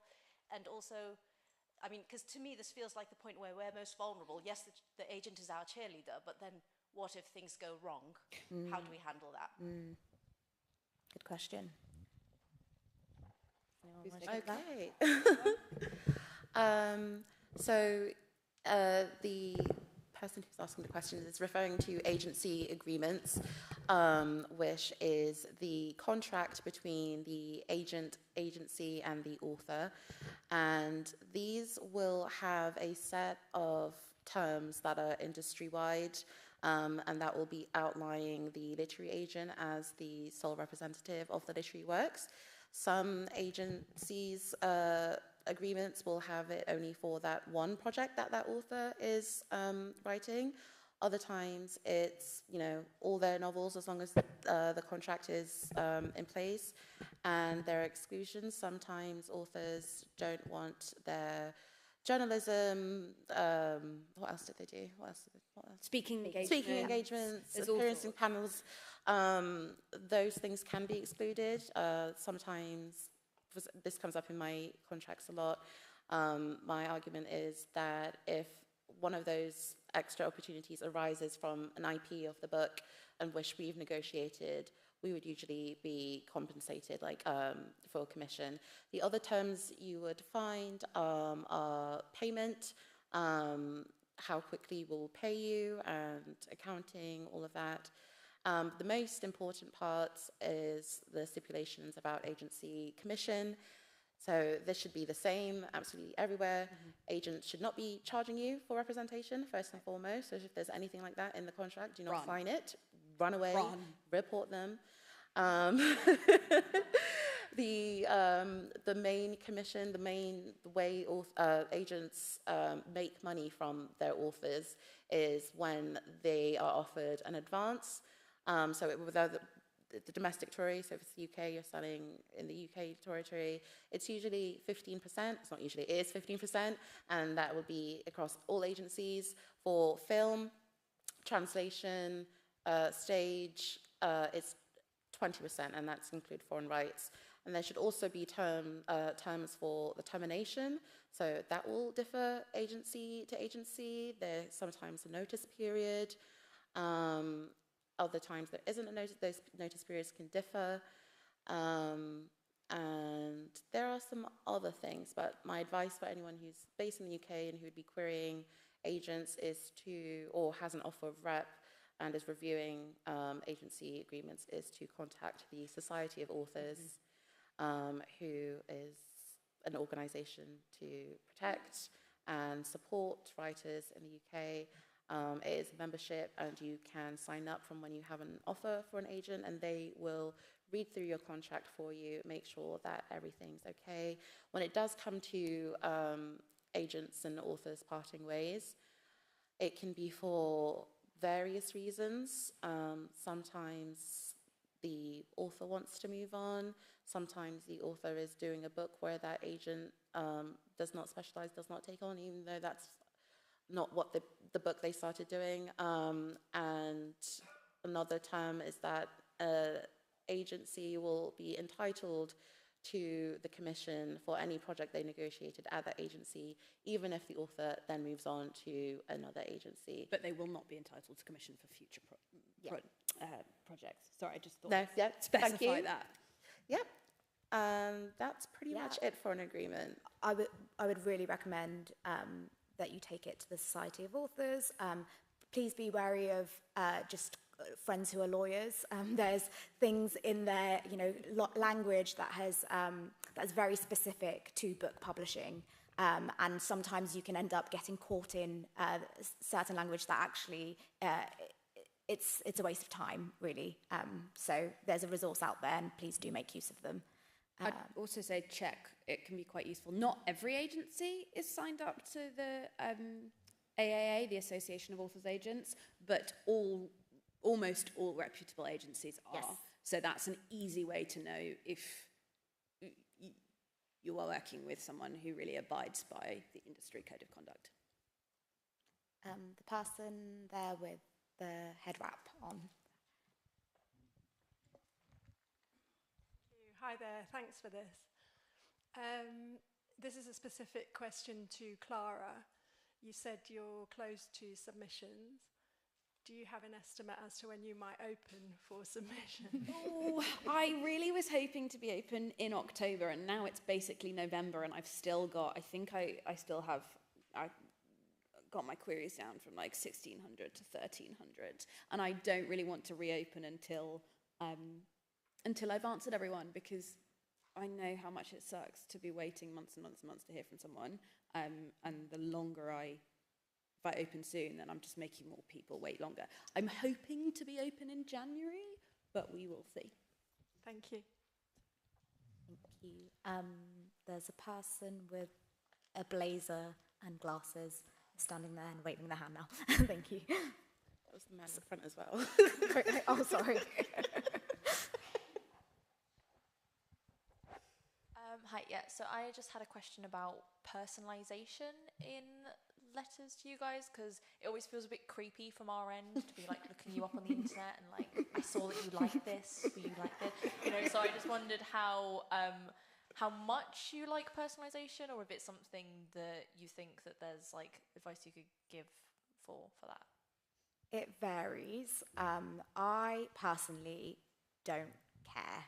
As long as you have my name right, that's all I care about. I hope that there's a reason you chose to submit to me, that something in my bio or the authors I represent spoke to you. And then as long as your synopsis and your actual material is up to the standard to which to query with, that's completely fine. I will read it. But I think it does vary agent to agent. So I'll let you all answer that. Yeah, I'm sure there are agents who would not be offended, but sort of would not take kindly to if it's very obvious that you've just copied and pasted. And obviously, there's an understanding that there are parts of these pitches which there's only so many ways you can say something.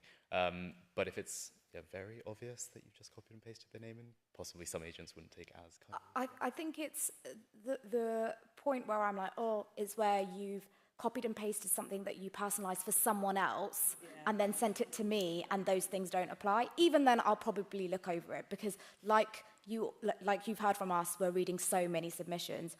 I do understand you're querying lots of agents, so I'm not going to be like, you didn't know that I love this book and it's the best book in the world, how dare you submit to me? So I would not worry too much about that, but obviously do your research in terms of why you're submitting to that. I like half a sentence, to be honest. I don't want a whole paragraph. I'm like, I don't need you to write an essay about me. But, you know, when I get a query and it says, you know, references something in my bio that I'm looking for this specifically, and it literally can be half a sentence, or, you know, I always put luster in my bio. So if somebody's like, actually, I think this is a really good comp on it, then that works. And as I was saying earlier, not only copying and pasting something that's for another agent, but also when you get something that's like, I want to query you because of your great reputation in the industry. I'm like, that could have gone to anyone. So I think personalizing enough that it shows that you know who you're sending to is really great, but don't worry too much. Okay, I don't know if you... Yeah, I agree. I think what always piques my interest is I have a manuscript wish list, and it's very long and very specific. But I do get submissions referring to all the things some of the things I've did, just one thing, and that always means a lot to me because it's always something that's like the 5th paragraph, and like they really read. So yeah, just that acknowledgement that part of the pitch letter, what I'm looking for in the pitch is, why have you queried me? Have you done your due diligence? Do I accept the work that you have written? Would we actually be a good fit? Are there authors on my list that you've referenced that you think you would be, you know, in good similar space with? That's all you need. But yeah, it's very obvious when there's something that's been copy and pasted to sound like it's tailored, but it's obviously quite generic, and that does put you off. Just not even the content. I think just because you can see all the workings out, and that just doesn't put faith in me that you can tell a story very convincingly. But I think hopefully it should be a relatively sort of simple thing to do, just because when you're picking an agent to send your work to, I think you should always be able to ask yourself or answer to yourself the question of, why have I picked this agent as opposed to other agents at the agency? And I often think you don't really want to be sending to more than, if you send queries out in batches, you don't really be wanting to send to more than 6 people at once. So it's not that many people to get to know. And even if you haven't heard back from someone and it's on a rolling thing and you might have something out to 10 people at once or 12 people at once, every time. Oh, the other thing is just general advice. When you're submitting, do not, under any circumstances, send your first query to your top pick agent, because something will go wrong the first time you send your query. And if it's your favorite agent, then you've not given yourself a chance to make corrections.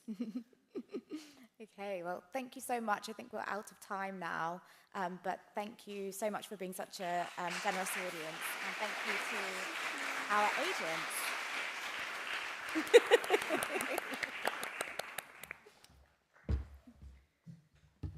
So thank you for such an inspirational and informative discussion. Thank you very much. So that's a wrap for today. Thank you all for coming and for listening and being such a warm and receptive audience. I'd like to say thank you for all the speakers today and all the stall holders who have contributed to make today fantastic. A huge thank you to Catrell and also the Southbank Centre team for hosting us so beautifully and so smoothly, so thank you very much. I'd like to say well done to my team, Creative Future, for organising this today, and a very big special, I know he's not in the room, but he still needs it, a very big special well done and thank you to Matt Friedson, who's programmed this event and also made it all happen as well. Thank you.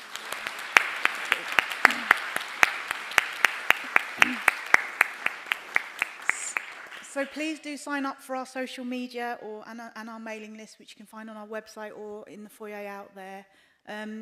Keep an eye out for our writers' competition. It will be our 12th one, which will be launching in January, so keep an eye out for that.